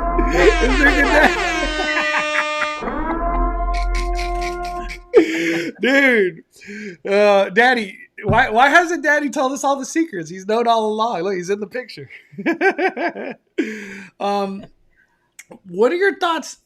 So, leading up to this announcement of the final day of closure of Splash Mountain, we've got like little details kind of coming through, but the big details that in my opinion for like us theme park goers was that there's going to be these new gen animatronics. So these new animatronics, new generation stuff. Do you think this last scene will be an animatronic? Currently in Splash Mountain, it is an animatronic that's like there. Yeah. Do you think this will be an animatronic and like a big grand scene to kind of go down the mountain? What do you think? I mean, I would hope that the Mama Odie is not that Mama Odie isn't a static figure, and that she's a really impressive animatronic, because Mama Odie better be singing. You know, she's got a lot of life as a character in the movie, so I hope that they bring that into the animatronic. We got such amazing electric animatronics now, like the Elsas and Annas from the Frozen Ever After attraction, the Navi shaman from the Navi River Journey attraction. So there are some uh there are some amazing animatronics. And another thing too, I don't remember who told us or what. I don't remember how we were talking about it, Mondo, but um we have to remember the attractions inside, or the audio animatronics inside Splash Mountain are, at least our Splash Mountain, are really old. They're Really, super old. yeah, because They're gonna, even though the attraction opened in 1989, which is not that long ago, um, the audio animatronics, a majority of them were just ported over from an attraction at Disneyland that was called America Sings, which I think was from the 60s or something. And America Sings used to be Innoventions or the Star Wars Launch Bay in Tomorrowland before it was the Carousel of Progress. So there was America Sings, Carousel of Progress, or was it the other way around? I don't remember if it was Carousel of Progress then America Sings. It's one of those the other way around, but it was in that building at some point. But the animals from America Sings, those audio animatronics, they were just moved to Splash Mountain because it yep. made sense with the ride that Tony Baxter was trying to come up with while incorporating those characters from that Song of the South movie. So they're old, and they're all hydraulic animatronics, which are really hard to maintain and upkeep, right? Because you have like actual like hydraulic fluid like flowing throughout the audio animatronic that controls things. So it's really like it's an old fashioned way of making an audio animatronic, and you have to think about like when we had like periods during the pandemic when our supply chains were really constricted. Um, they couldn't get parts to things. Knott's Berry Farm is dealing with that right now with Accelerator.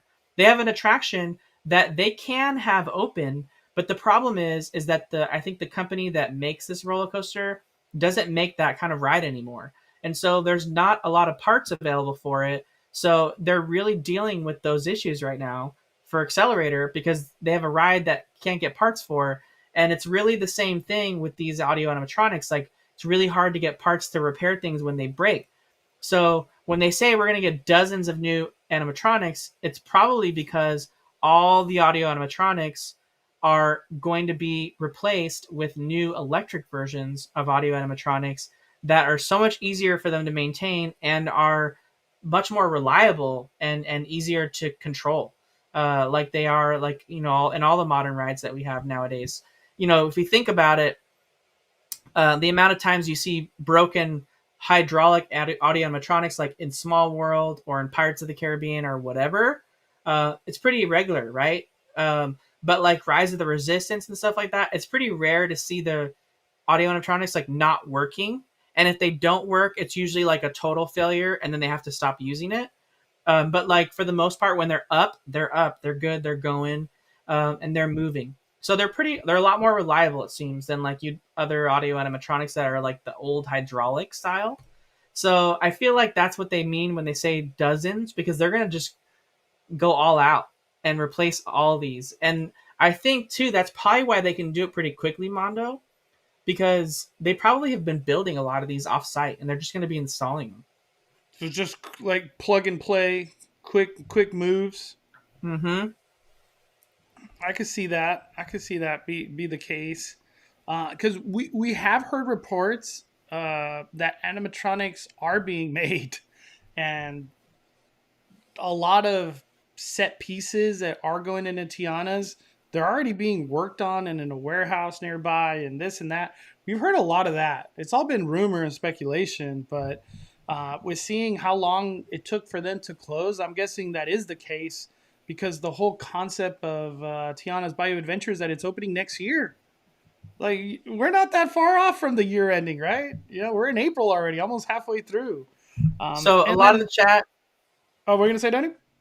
I'll just say a lot of the chat was confirming Mondo just real quick. Brian Sevilla said he went on America Sings multiple times. So it went from Carousel Progress for the 1964 World's Fair, and then America Sings was for the bicentennial in 1976, and then it went to Interventions in 98. So, man, sometimes Disney Parks Block just doesn't let me open their stuff. I don't know why. It says bad requests. Nick with the super chat. Glad to hear about some info about Disneyland Forward. Sad that Disneyland Forward has a better chance in happening than a Tomorrowland remodel. I missed the free chocolate. I think this is this is the problem with this is a really big problem, Rick, is that this is the problem with all these people reporting on Disneyland Forward, because it's not anything. Disneyland Forward is nothing. It's not a project. It's not something that's being worked on. It's literally nothing. And that's what's the big problem with everyone reporting on it, is that people think this is going to be some sort of project that's going to be built all at once. It's nothing. Like, they could literally get approved for this and literally never and then sit on it. They could sit on it. They could get approved for this and literally never build anything on any of those parking lots on either side of the Paradise Pier Hotel. They just want the ability to be able to do it. And that's what Disneyland Forward is it's hey, the city said we can do all this with the land that we own, but we actually want to do this instead with the land that we own. So right now, all the land that's around Disney's Paradise Pier Hotel and Disneyland Hotel, they can do shopping, they can do dining, they can do hotels there as much as they want, and in any way they want that matches the current rules they have set in place. They don't need to ask any approval from anyone to do that. They can do it tomorrow if they wanted to. What they're seeking approval for is to be able to build theme park space in these areas that don't currently allow them to do that. So if they're allowed to do that, then that gives them the option of having free open space to expand Disneyland and Disney California Adventure for years into the future as they determine projects that can go there. So to answer your question, we will see a Tomorrowland redo before probably anything comes in a space that's in a Disneyland Forward area. It just, we might be hearing a lot about Disneyland Forward because they're going to be submitting the rule book sometime this summer to the public so that the public can look at it, and then to the city for voting approval at the beginning of the year. So it's going to be a lot of new people. I was going to say, Danny, the rule book is like this insane outline of details that the community and Disneyland work together. We're talking about sight lines, sound pollution, what vehicles can even come on these roads. You know, like, it gets insane. That rule book that has to be submitted and then approved. And then at the same time, where does the budget come from a company who's cutting back $5 billion? I'm just throwing it out there. Yeah.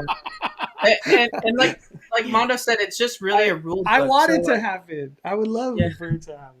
and like Mondo was saying, it's just a rule book, right? So if all goes well and like let's say they submit 2024, it gets approved, they're gonna have this giant list of rules on what they can do.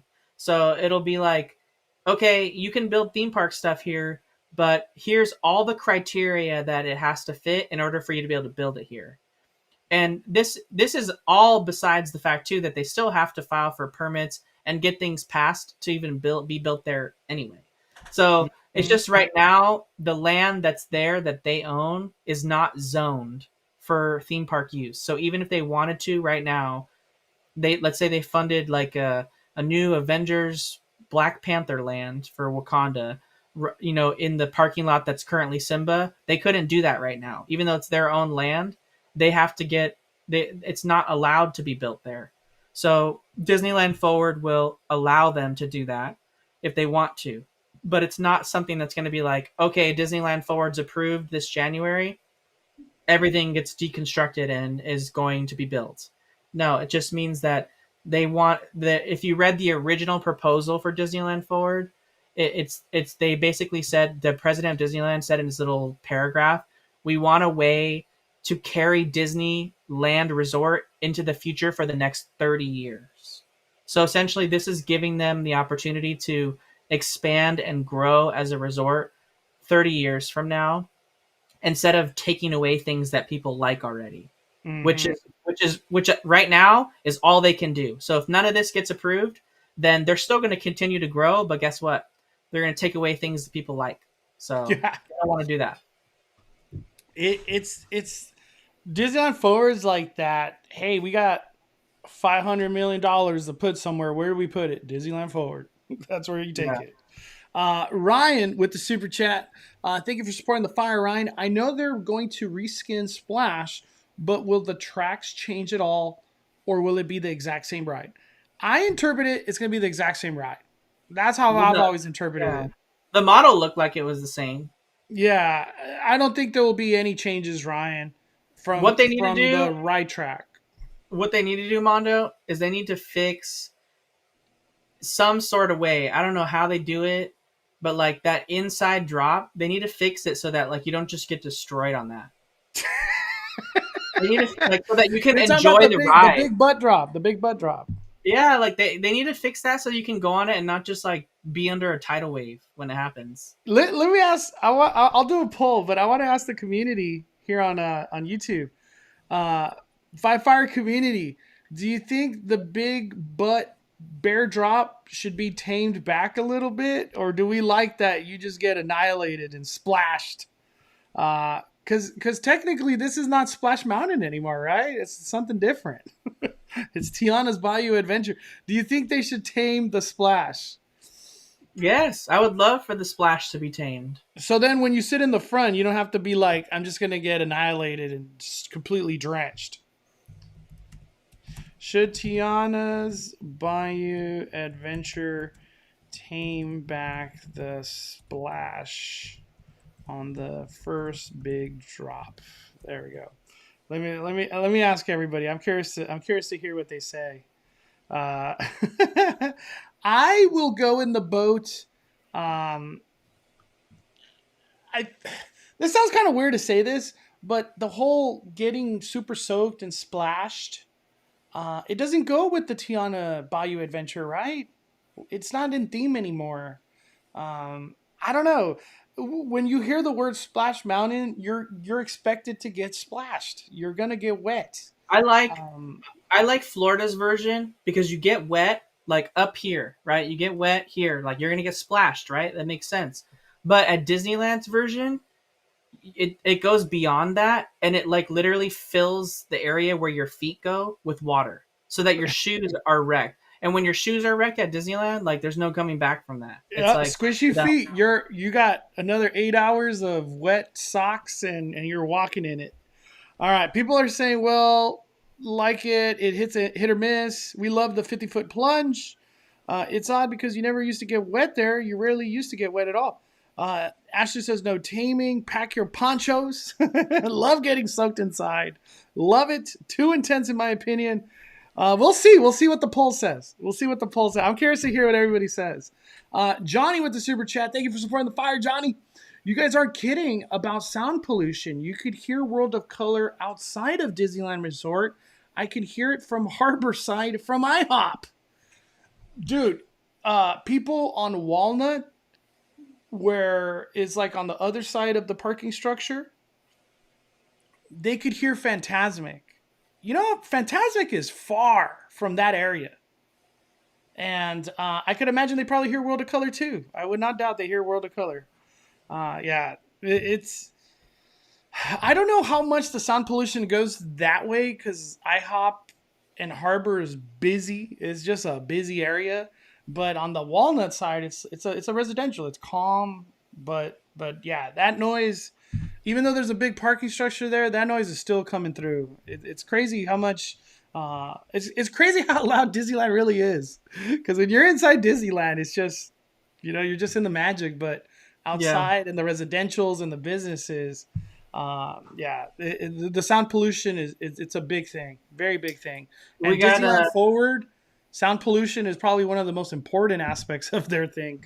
And I was gonna say too, like don't take out the train whistle or the boat. You hear those everywhere too. Yeah, or the cannon from the Columbia, all that stuff. We got Chris Perez dropping the fire. Planning on taking my kids to Disney for my son's 5th birthday this Thursday. Hey, happy birthday to him and congratulations, man! You're going to the best place on your birthday. You think it might be packed? I'm only doing Disneyland, not California Adventure. Chris, I'm just going to throw this out there. If you trust me, go at the park opening and do Plaza Inn character dining. Your whole day will be made. Like you're just going to have the best day ever. But I do not expect big crowds at all this week. Just from the fact that like spring break's over, Disneyland's no longer doing fireworks every day and stuff like that. I feel like people have got their Disney fix. That's what I'm trying to say. But you never know because Disneyland controls reservations and they could just open up Thursday, pack it, open up Wednesday, pack it. Every day is Saturday in all reality. Now that we have reservations, but in my opinion, I don't think it will be packed. But Chris, I can't say it enough. Do that character dining, Plaza Inn, especially for a birthday. It's perfection. You think it's crazy, Danny, at Disneyland this week? I'd say it's going to be crowded, but not as bad as it had been in the last 2 weeks. Yeah. I think you're going to have a good day, especially if you go at opening. You're going to have a great day. You're going to have a great day. Let me see. Big Avocado says, I have missed it earlier, but what is happening with another refurbishment with Matterhorn happening again so soon? Thunder Mountain just came back from refurbishment, but Matterhorn is going down. I think it's this week. I think it's very soon. I think it's tomorrow. It's tomorrow. Gosh, there you go. Matterhorn just seems to have issues forever. I think that's the best way to look at it. There's just something always happening with Matterhorn. And the thing about Matterhorn refurbishments, they could be like a month, 2 months. Like we don't know. We don't know.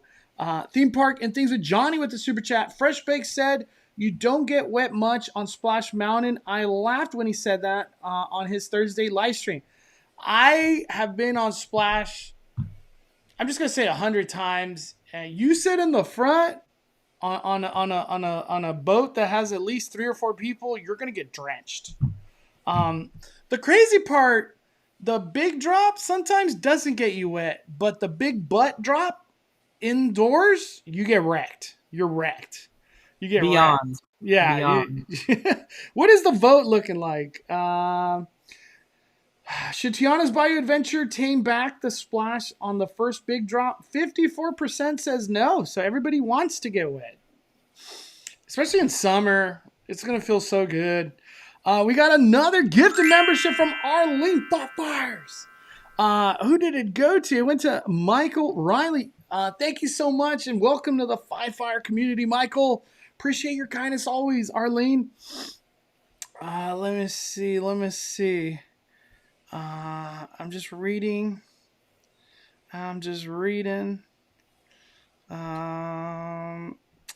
Big Avocado says on Harbor and Santa Ana at night, I could hear the sounds from Phantasmic plus the nightly fireworks.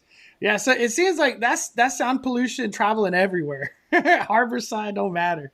It's going everywhere. Let's see.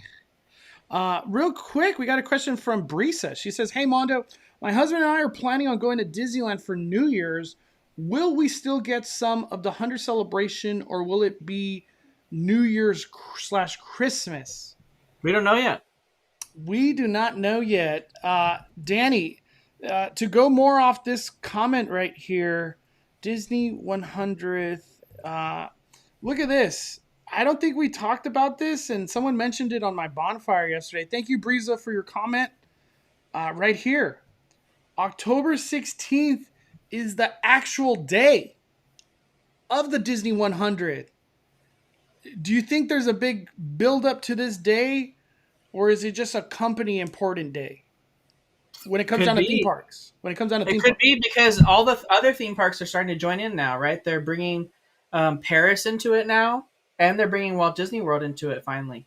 mm-hmm. So we're seeing some of the stuff. So maybe they double down for the remaining months of this year, especially the end of the year. Started it off with Disneyland, where everything began, and then continue it on to all the other resorts. And then the first few months of the 2024 year, we see it continue on till about this time, March ish, April, where they see it end potentially, like they did for the 50th. Yeah, Same thing.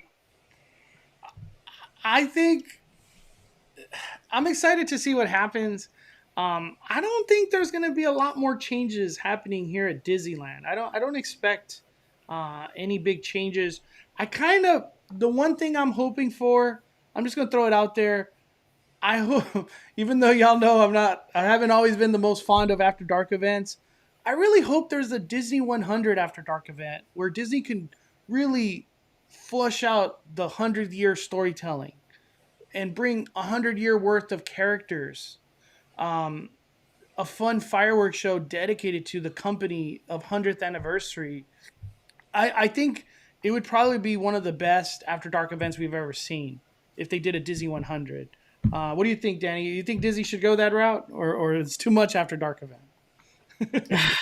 I'm After Darked out, just because it's like so much. I feel like it's crazy if you go to every single After Dark event. It's like you're buying another pass, You're buying literally. You're buying literally another pass. You can spend like $1,000. Easy. So it's like crazy. Like why do I want to spend that much more money to go to the park that I'm already paying to go to? It's kind of weird. I mean, I'm gonna do Oogie but Boogie Disney Bash 100 because, celebration, I think, would be worth it. I'm just throwing it out there. I mean, it could be fun, right? Like I want to do Pride Night myself too, but like I have so many things like coming up. Like I have a Disney World trip coming up. And then for me, I'm trying to plan ahead, like finance wise, right? Like we've got HHN and Scary Farm coming up. Yeah. Scary Farm has not released passes, so I know I'm gonna have to spend money on a ticket for Scary Farm, and I know I'm gonna want Fright Lane, so that's like $200 or $300. I'm And not then doing you Not got Scary Farm without the front lane. Yeah, I want the front of yeah, the line. and then I'm gonna do HHN, and I'm gonna do Express, so that's another $200. So like, I was just thinking, like, what After Dark events do I go to? And I was like, I could go to Pride, um, or I could go to Oogie Boogie Bash. And I was like, I know you're saying, Mondo, you might not go to Oogie Boogie Bash, but I feel like for No, me, my tia convinced me. She's like, "You cover Disneyland. You cover what's new. People want you to cover these things. yeah, like That's I what you want to do, cover. Mondo. That's what you do." So I'm going to all the After Dark events. Yeah, like I want to cover like Pride and like the one other one that you're going to, like the what is it, the Throwback night. throwback. Throwback night. And Like that's this week. I want to go to those, but I don't want to spend like $150 every single time. I'm trying to save for other things. Yeah, it. I think a Disney 100. Okay. I'm just gonna. If Disney was badass, they would do a Disney 100 celebration week leading up to the 16th, where they bring out 100-year worth of characters. They don't even have to do nothing cooler than that, but 100-year worth of characters. It would be the coolest celebration ever to see characters from like the original, to see characters that you normally only see at DCA. Bring them to Disneyland. Who cares? Nobody cares about storylines. It's the Disney 100 celebration. Bring them. I like. It would be fun to see Oswald at Disneyland, right? I would love that. I would love that. We got Chris Perez with the super chat. Forgot to add this Thursday. Disney's closing at early entry at 8, but I don't know why. It's because there's a throwback night after dark event.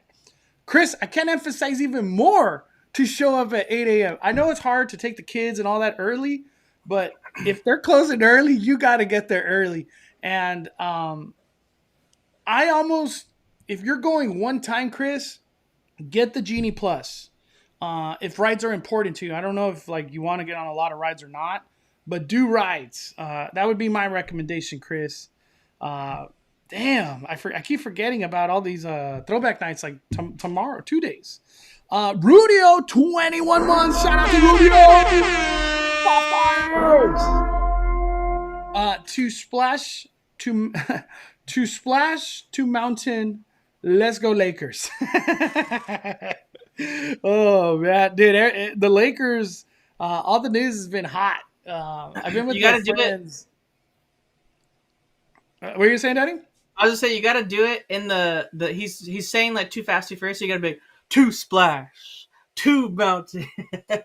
Let's go Lakers! Lakers! Dude, too fast, too furious. I almost want to watch the movie now. Let me see. Michelle says, heard last night's fireworks in Whittier. We were staying there. Yeah. Dude, sound pollution like crazy. Five fires the Rudio. Mondo, there's a Disney 100th tour available. All the people, I'm not trying to be mean. All the people I've seen cover it, nobody's like, that was amazing. I learned so much and I want to do it again. Or, I've heard nothing. You know what I hear? You get this treat and this pin. And I always think to myself, like, but what about the tour? What do you think about the tour? Have you heard any good positive feedback from the tour? I haven't heard of anyone I know go on that tour, so I don't know. I would do it, but you can't film it. They don't let you film those tours. So we want 80s and 90s night. Where Disneyland, where are you at? Where are you at? I agree. I totally agree. Let me see. I'm just reading through. My Oogie Boogie money is going to Knott's this year. I keep hearing about Oogie Boogie that there will not be a lot of new characters. There'll be a lot of returning characters. And when I heard that, I was like, really? But, nothing's set in stone. So who knows how things will go. Arlene says, yeah, Mondo, Max is free. He's going to be so cute in his Halloween costume. What should we dress him, Mystery Bay? Max just woke up. A pumpkin. Oh, a little pumpkin? You always got to make a baby a little pumpkin. We should make him the Mickey pumpkin. Yeah. What do you want to be, Max? He's like, I'm just waking up, man.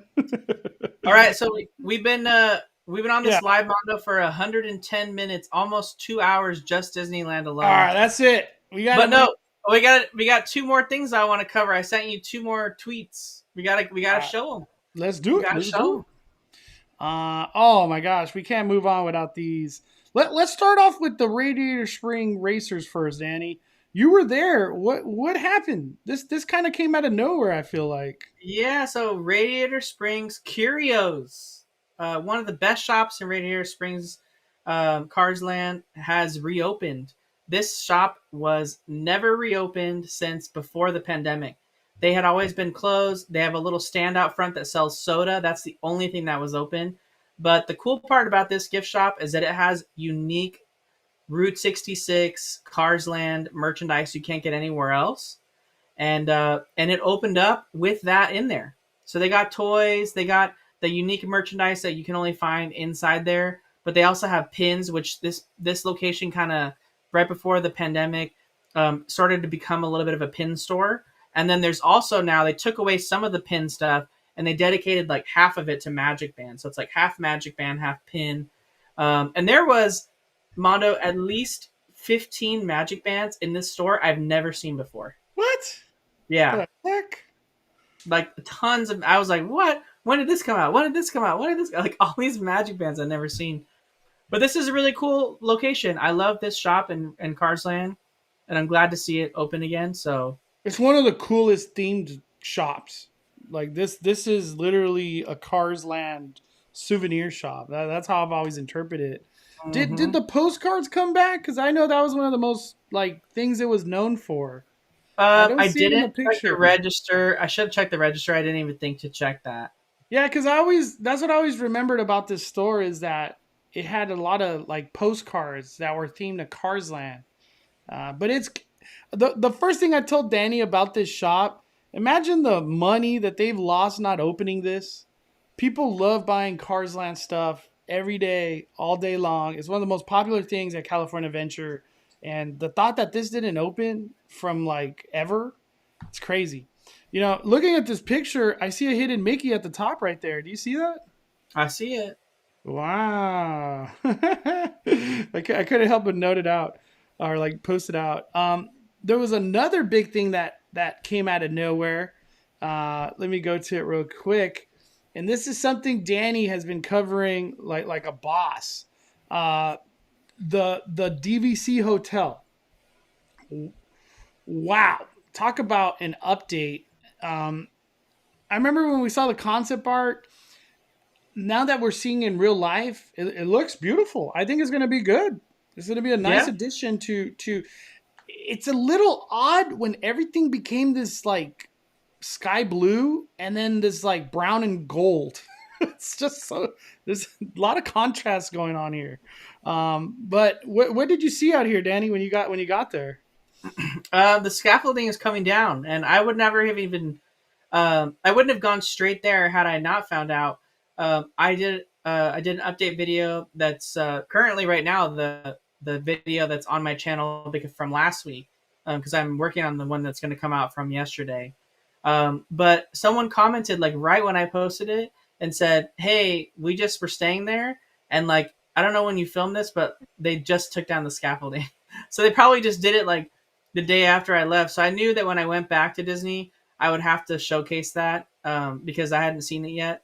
So it was nice to see it. Right now, this in this stack right here, this is like the bigger rooms. So this is like your 1 bedroom, 2 bedroom villas, and then of course the two on the top are the big grand villas that are 2 stories. So These are with the the massive. you're dropping 15,000 a night. Those are the ones that we priced at 5,500 a night. Damn, 5,500. Yeah. Oh man. Um, did aren't the sales for this going live soon? Like and people could buy nights here soon, isn't it? It's Yeah, you can already. It opens September 28th. You can go on Disneyland.com right now and book a room at this tower.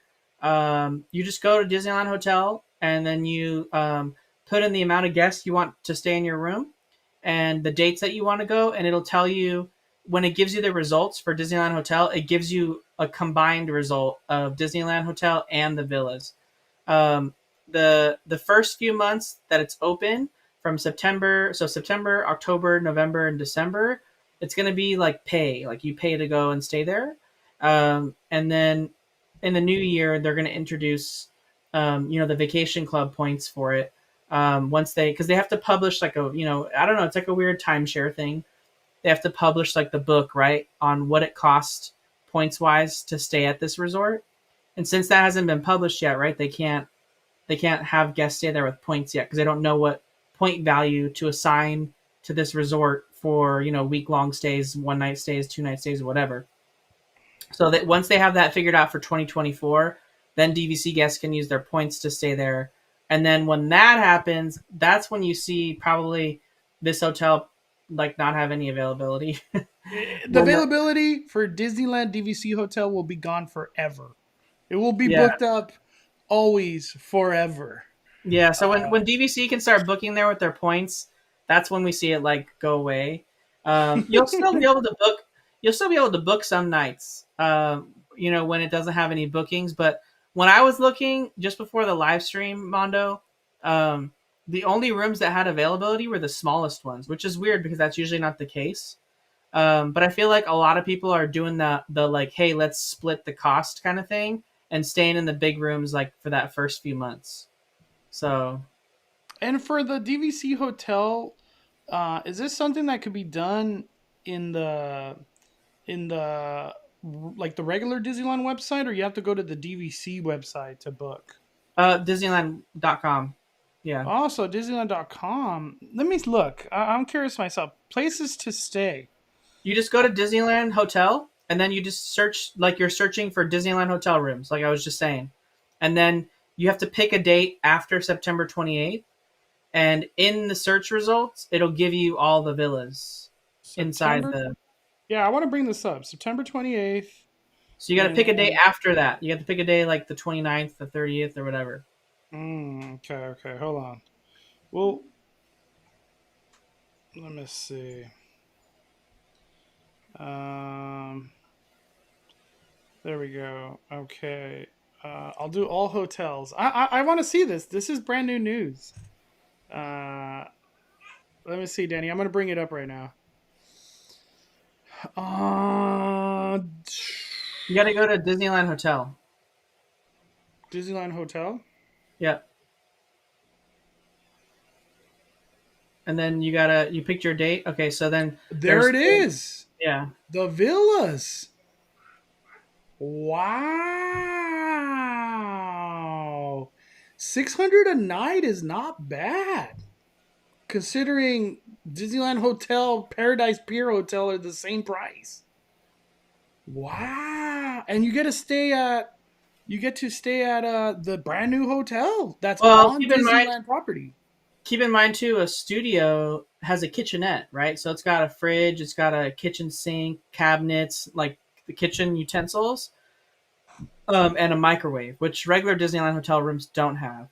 Also, keep in mind too, Wow. keep in mind though, in Vacation Club, like people will forget when you stay in a DVC room, you don't get housekeeping service, you don't get towels, you don't get like you get everything when you first check in, but everything else is your responsibility to clean and maintain. So if you want to get your room cleaned like you would in a regular hotel room, you have to pay for that.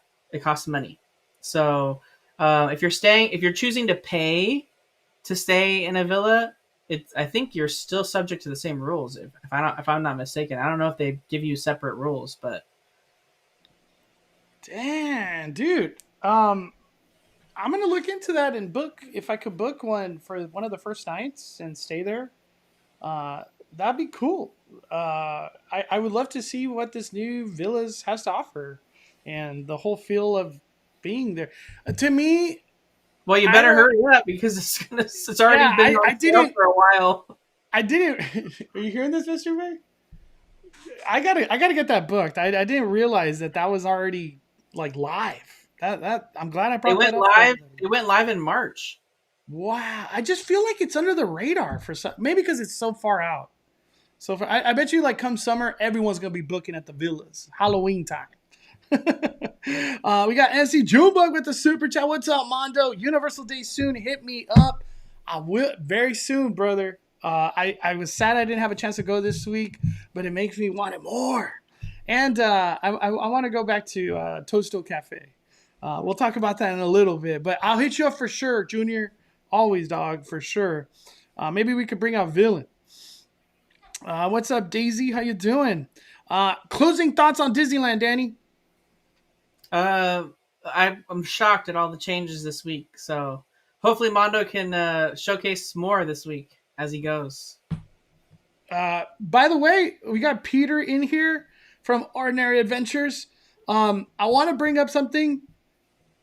I had a chance to check out their best pizza video. You guys need to watch that. This video right here. It was Dude, I love the facts that they were throwing out for like the little facts about the pizza prop shop in Knott's because dude, all the pizza places. That. Yeah, so I don't know. I like definitely go watch that video. Check that video out if you haven't. Trust me, just watch it. Ordinary Adventures, always bringing the fire. And you might be shocked at which theme park has the best pizza. Yeah, Just saying. definitely not Disneyland. Just throwing that out there. My closing thoughts: Disneyland. I'll be out there a lot. Hopefully soon. Everything's changed because of stupid reservations. But I can't wait to cover all these changes. Danny's going to post his video hopefully tomorrow on his updates on his channel. So check that out. And I just want to keep seeing all the progression of these projects that we talked about the last hour and a half come to life. I feel like I could just become a downtown Disney hotel blogger, and these updates would never stop coming because it's insane. It's literally insane. And all the merch too. We haven't even talked about merch. There's so much like that has arrived. It's insane. But we'll be covering it all. We're going to be covering it all as time progresses. This Tuesday, I think Tuesday, I'll be going live for Throwback Night. So if you guys want to check out whatever that night has to offer, Who are you bringing? I'm going solo. I'm bringing Mondo and Mondo. I wish I could bring the Mystery Bay, but we got the baby, so it's just not possible. But I'll be going solo. I really want to prioritize the fireworks because they are themed, or they are only happening because of this After Dark event. And it's going to be cool to see. I don't know if there'll be projections. I have to say there probably won't be, but I'm excited. And it's going to be like a fun dance party kind of situation. So I'll be covering all of that on a live stream. I'm not going to vlog that one. That'll be a live stream. All right, let's move on to some Universal Studios Hollywood.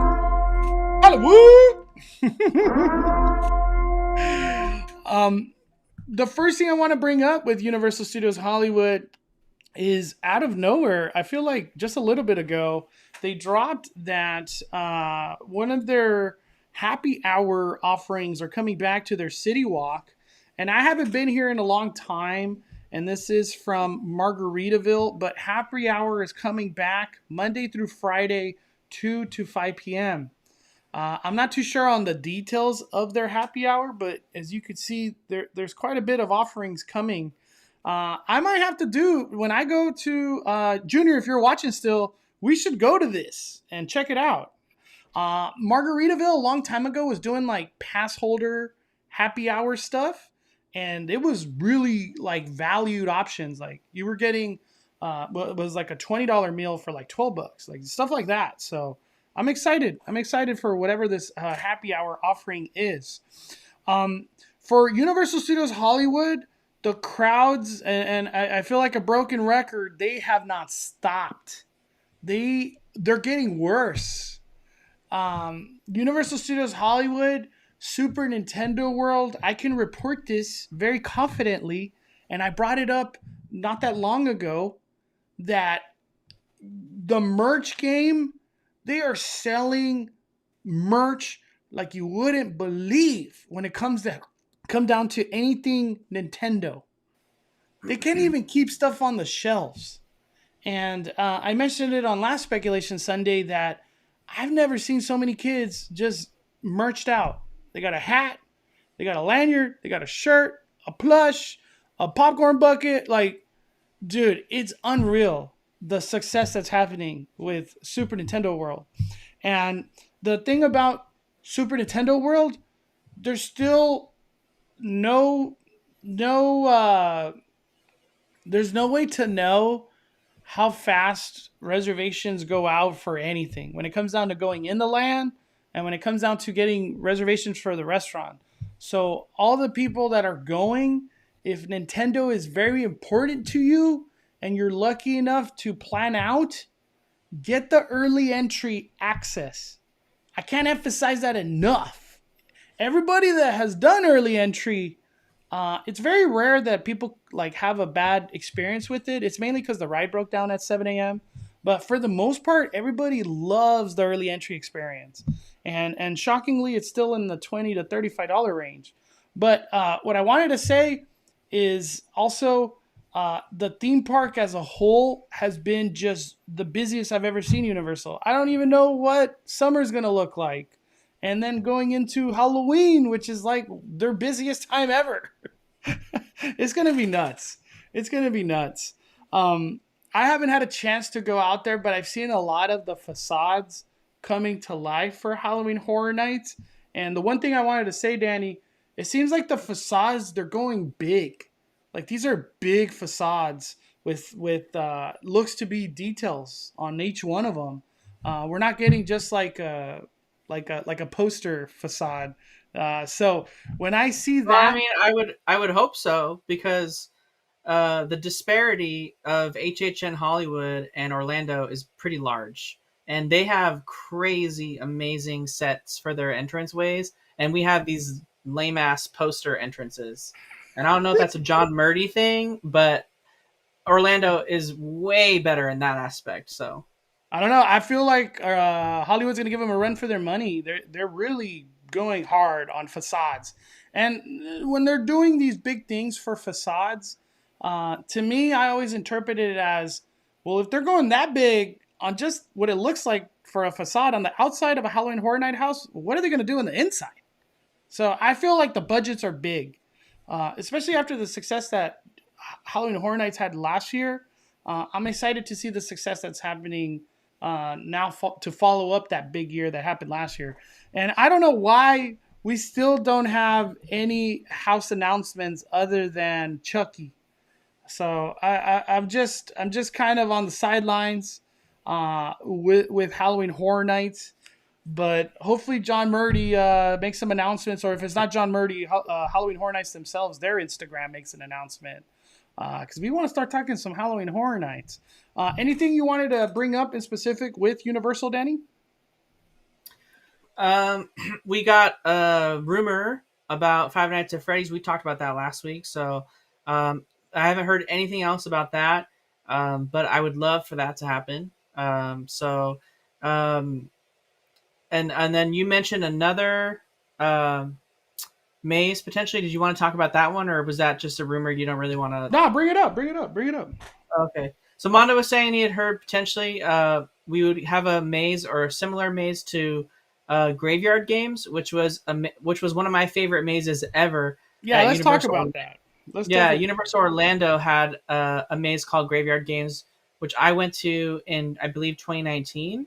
That was like one of the best mazes ever.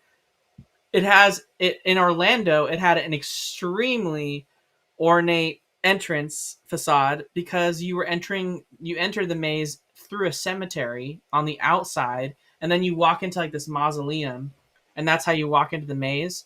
But like the storyline of the maze is like you're like a bunch of kids that there's like they're trying, it's young kids nowadays like trying to film content or just really come in and deface like a graveyard, and because they're in there like putting stuff on social media, and they're like graffitiing the graveyard stones, and like just messing with stuff in the mausoleum and stuff like that.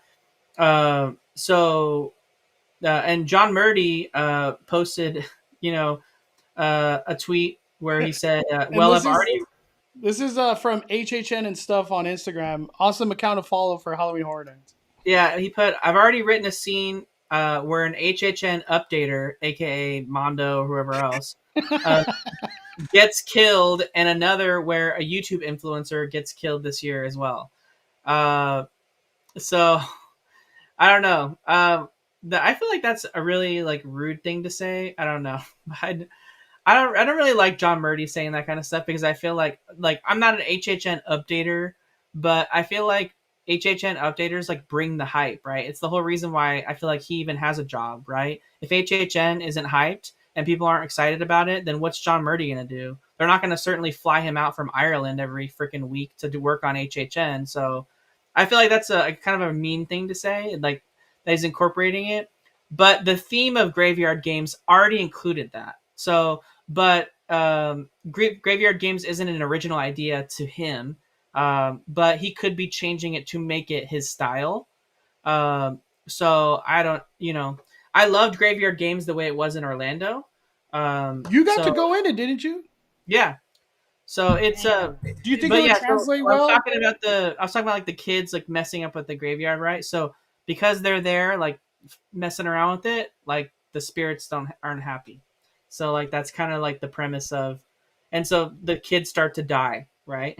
That's like the premise of graveyard games. So it's a good maze. It's really interesting. It had a great original storyline. It actually could be a really good movie too, to be honest. I feel like I I just want to throw it out there. I feel like the trend might be what houses were successful in Florida, like an interpretation of that can then be brought here.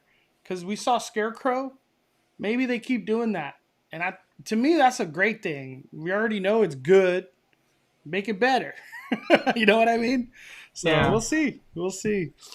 Murdy's killing us off for calling it Curious George parking lot. What is it supposed to be called? It's weird to me how antagonistic Murdy is to theme park fans and reporters who are just excited for Halloween Horror Night and love the event. He's just killing us off. Well, at least we know Tiana's Bayou Adventure appreciates Danny. They even put him in the concept art. Well, just so you guys know, if Graveyard Games comes out, the premise of that maze existed before John Murdy, so don't give him the credit for that maze. He might have put his own mark on whatever version we're getting, but that maze already existed, so just know that. I'm excited for it. Still no announcements, so like nothing really deep to get into. But for Universal Studios Hollywood, this is one thing I do want to bring up in today's live. Why isn't there any movement on special effects and animal actors to close those attractions and then nothing to happen? Kind of an odd play, right? Especially with the success that Super Nintendo World has brought the crowds. I think this is a nice time to give them a place to kind of flush out crowds and have them sit somewhere and for like amount of time to take away and give the other attractions time to breathe, because these crowds, they're just going to the lower lot. That's what's happening every day, all day. They all go to the lower lot and then they all come to the upper lot and then the upper lot's bad. What are your thoughts, Danny? Just a whole lot of nothing right now. We've just heard roller coaster sounds. That's the only movement. Yeah, I mean, and it makes me wonder too that like if the building still exists, will they use it for like, Jabberwockies again for HHN? That's what I was thinking, Danny. They haven't torn them down by then. They're like Jabberwockies returning 2023. That's the next Halloween Horror Night announcement. I don't know. I'm excited for whatever actually ends up coming there. Like I said, a roller coaster would be a huge deal for so many reasons that we talked about it in so many past episodes.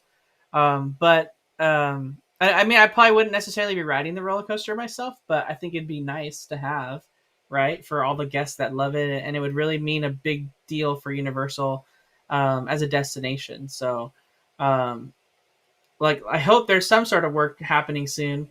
I mean, I'd rather see like Mummy and Transformers get demolished, but I don't think I'll ever get that wish. So, gosh, out of all the moves, they're just sitting there closed. When I was at Production Central, told me last week of April is the last week of the store, so it might be happening soon. Yeah, I'll ask around too. The store Peter's talking about, 50% off merch. I walked in there the first time, I came out with 4 shirts. I was like, you can't beat these like theme park shirts for like $14-15, and they were all Harry Potter stuff. So I highly recommend checking out Production Central. The Jabberwockies Terror Tram, it's coming. Yeah. It would be kind of cool. It'd be a new interpretation. Why not? For Universal, I'm trying to think. There was like something I wanted to. I'm trying to think. So you talk about Super Nintendo, Halloween Horror Nights, City Walk. That's kind of it. I don't think anything else you wanted to talk about. No, there wasn't really a lot going on there or at Knott's, to be honest. Yeah. Although, have you talked to anyone, Mondo, that's been to Knott's during this new extension of the Boysenberry Festival? How's the extended days been going? I heard that the Knott's this week, like Saturday Sunday, was very busy. So them extending it was like a good move because people are still coming out in the bunches for Knott's Berry Farm. Let's end. We're gonna end Universal Studios Hollywood and let's get into some Knott's Berry Farm talk. Knott's Berry Farm. All right, Knott's Berry Farm. They extended the Boysenberry Festival, which I'm glad they did. Mainly because I still have 2 tabs that I need to use, so I need to get out there. I need to get out. That's like $20. It was not cheap this year. For Knott's Berry Farm, a lot of Fiesta Village theming is coming to life slowly but surely. And this is from our Knott's Adventure, my favorite Instagram to follow on Knott's Berry Farm. And then another thing that came back recently is this ride right here. I think it's, what is it? Whiplash? I think it's called Whiplash. I think it's called Wave Rider. Wave Rider? Mystery Bay, what's Sonic's favorite ride at Knott's called again? Whiplash? No. Wave Rider. Wave Rider? What is this ride called? Anybody know what this is? Oh gosh. I can't remember. But that ride came back. It's finally back. That ride was closed for a very long time. Very, very long time. Let me see. I'm just reading the comments. Brian says he still has 3 tabs. For me, the Boysenberry Festival has been a lot of fun, especially that they added more entertainment to it. I haven't had a chance to be out there in the evenings as much as I would have loved to, but I will be out there at least 2 more times. That's my hope for Knott's Berry Farm. For Knott's Berry Farm, I hope they start picking up on the social media buzz for Fiesta Village, and most importantly for Montezuma's Revenge, or Montezuma is what it's going to be called. I want to know more details and hear, or not hear, but visually see more of what's coming to these areas and how it could come to life when it comes down to summer festivities and then Halloween festivities. I really do. Wipeout. Yeah, Wipeout. What did I say? We said Wave Rider, and I said Wave Rider. The swings are called the Wave Swinger, and and you said something like Whiplash. The headache or something. The headache.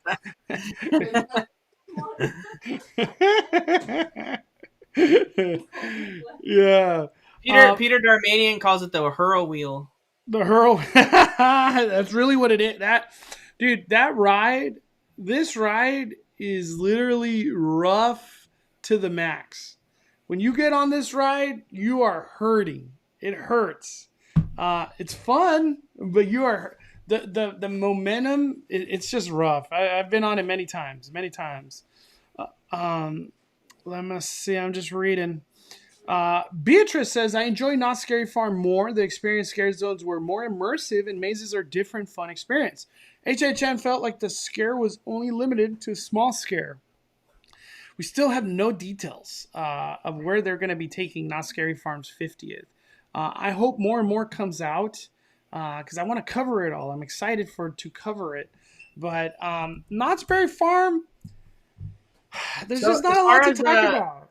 As far as Boysenberry Festival, if anyone was asking, right, we're on April 16th. So we've now entered the time frame of the Boysenberry Festival being a daily thing. It's done.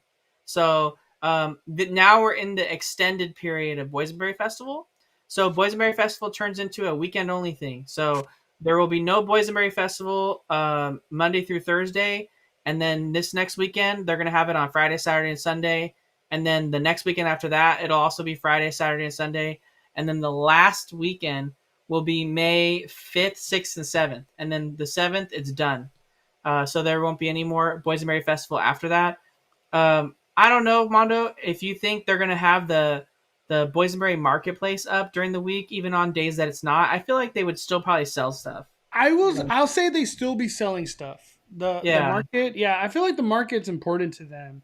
The extra the Boysenberry Lane, or I forgot what they're calling it over there on Ghost Rider, that expansion, I feel like that'll be closed during the weekday.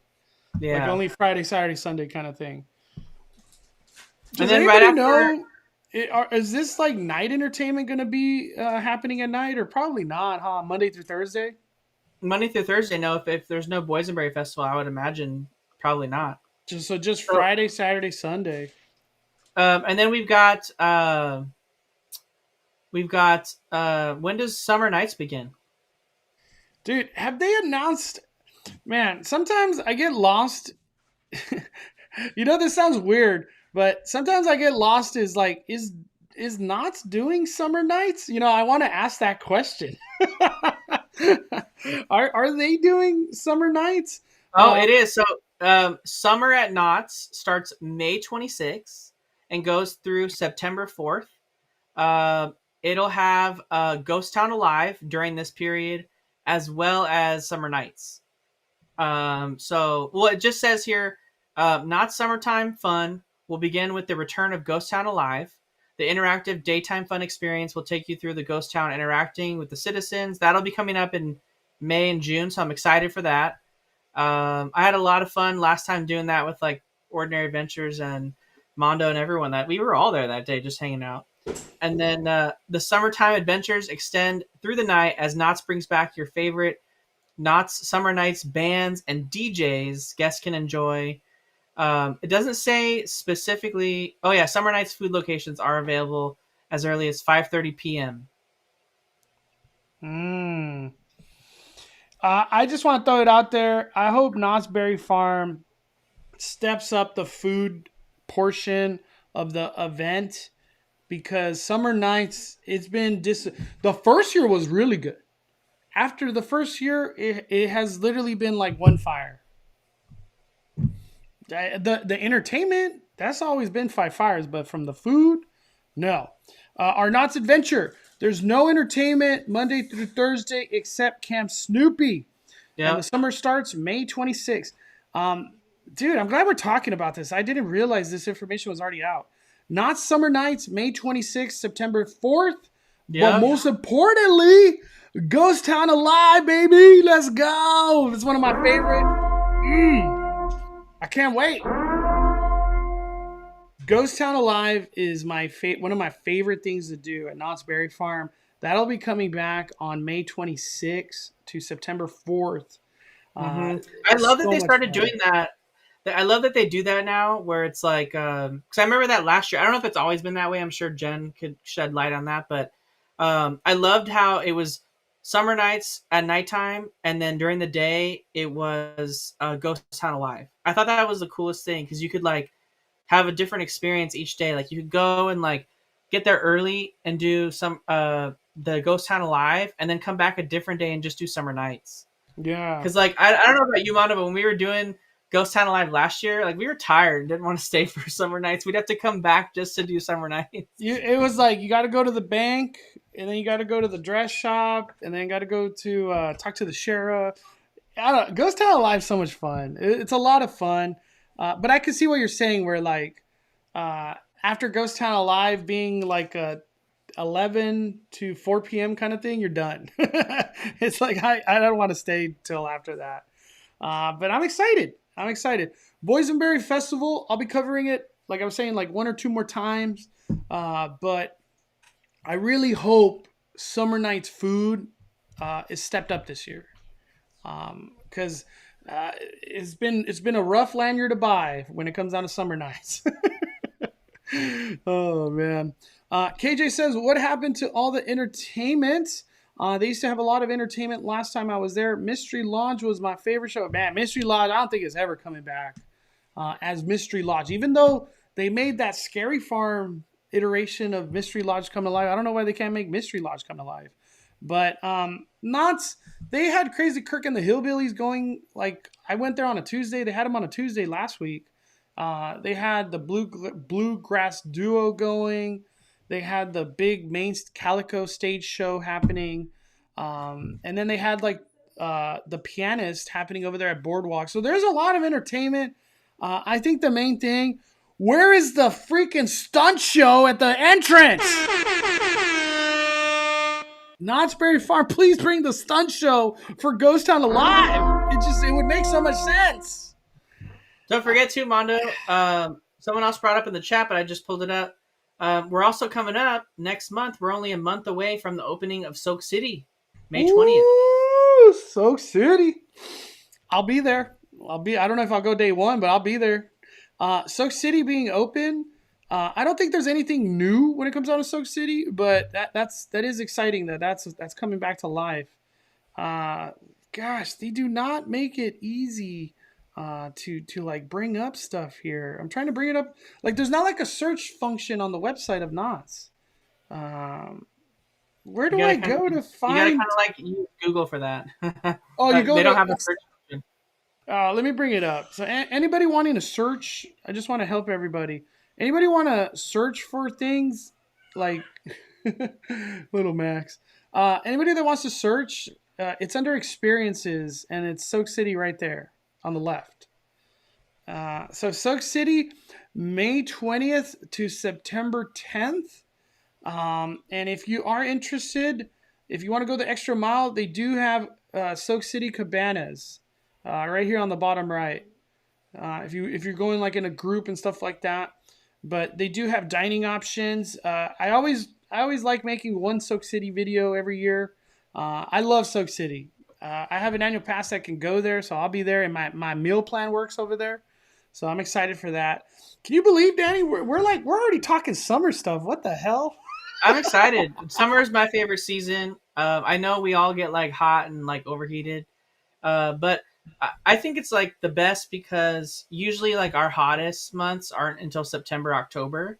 So like summer to me, like we get 8 p.m., 8:30 p.m. daylight. We got like just everything firing at like 100% for all the theme parks. I love summer. I think it's like the best. So It's gonna be I'm all good. for it.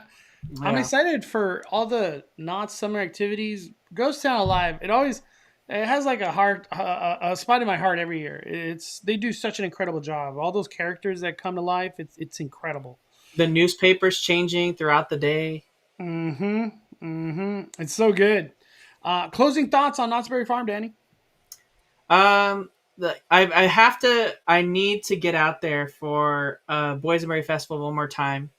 I didn't make any content around the first time I went because I just went with some people, but I'd like to go and like talk about it and finally I when I went, Mondo, I still didn't try the barbecue meatball boysenberry meatball pizza. I still We haven't tried it yet. we should go this week. We're running on the I like need time's it. running I out. need it. Yeah, and we heard it's a good pizza. People love the boysenberry meatball pizza. I Yeah, think Prop Shop Pizzeria has it. yeah, that's what I So would get. and I haven't been a prop shop in so long. Sometimes I wish I could just go to Knott's and get dinner. I don't even care about doing nothing else. Just go get my meal plan and just sit. You I just used to like, do that back in the day. yeah, I just like sitting at Knott's. To me, Knott's is always so much fun to just enjoy the vibe there, and it's just really nice. I've always enjoyed Knott's for You that. used to do Disneyland updates, and then you would get a meal plan after you were Go done. get a meal plan on the way home. All right, Danny. Closing thoughts on everything, my friend. Man, I was just shook about how many updates we had at Disneyland. But I'm excited. That we're finally seeing stuff going down in downtown Disney. It's we still don't really even know like what the overall plan is for downtown Disney, but I feel like there's so much going on there that's going to just keep changing. Um, in addition to that, over at the Disneyland Hotel, just seeing how that tower emerges, before the opening day of September 28th, I think it's going to be super cool.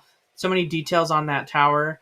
And there's so much probably that's going to change around the Disneyland Hotel that's really just for that.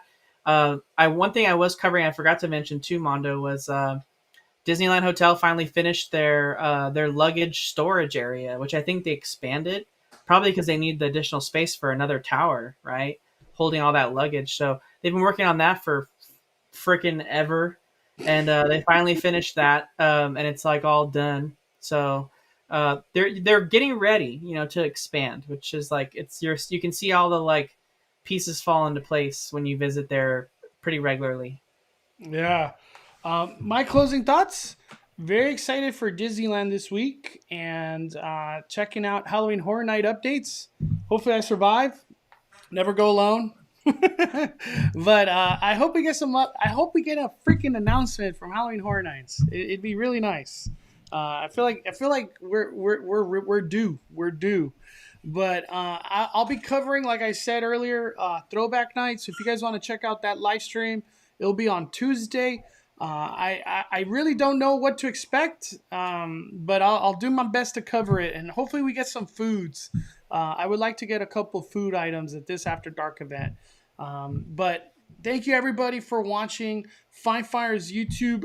One more time, Danny, where can we find your update video and podcast? Podcast is the 5571 podcast. It's available on all platforms, Spotify, Apple, etc. You can subscribe there, and new episodes will be coming out on Tuesdays. And this week's episode will be with Mondo again. It's been me for a really long time, but Mondo will be back on. I love being on it anytime. And then my update video is on my YouTube channel, Just Ask Danny. Hopefully, if I can get it out tomorrow, that's when it will be out. Otherwise, it might drop Tuesday, the same day as the podcast. So we'll have to see. I did that last week too. So maybe Tuesday. We got Super Chat on the way out from Brian. Mondo, for your information, they only allowed the meatball pizza to be bought using the taps at Wagon Wheel Pizza. It's good though. Fire it up. Dude, so I guess it's not Prop Shop. It's Wagon Wheel Pizza. Go to Wagon Wheel Pizza over there by Ghost Rider and get the meatball pizza. I almost want to say that might be only open Friday, Saturday, Sunday. I feel like that doesn't open in the weekdays. Man, I really wanted to try it. All right. Thank you, Brian. Appreciate you, man. I'll be going live for the members, like 20 to 30 minute live in a little bit. So stay tuned if you guys want to hang out more. But thank you, Danny. Another amazing Speculation Sunday, my friend. All right, everybody. We are firing it down. The Cali Bay and Just As Danny are calling it a day. I'm the main host, Mondo.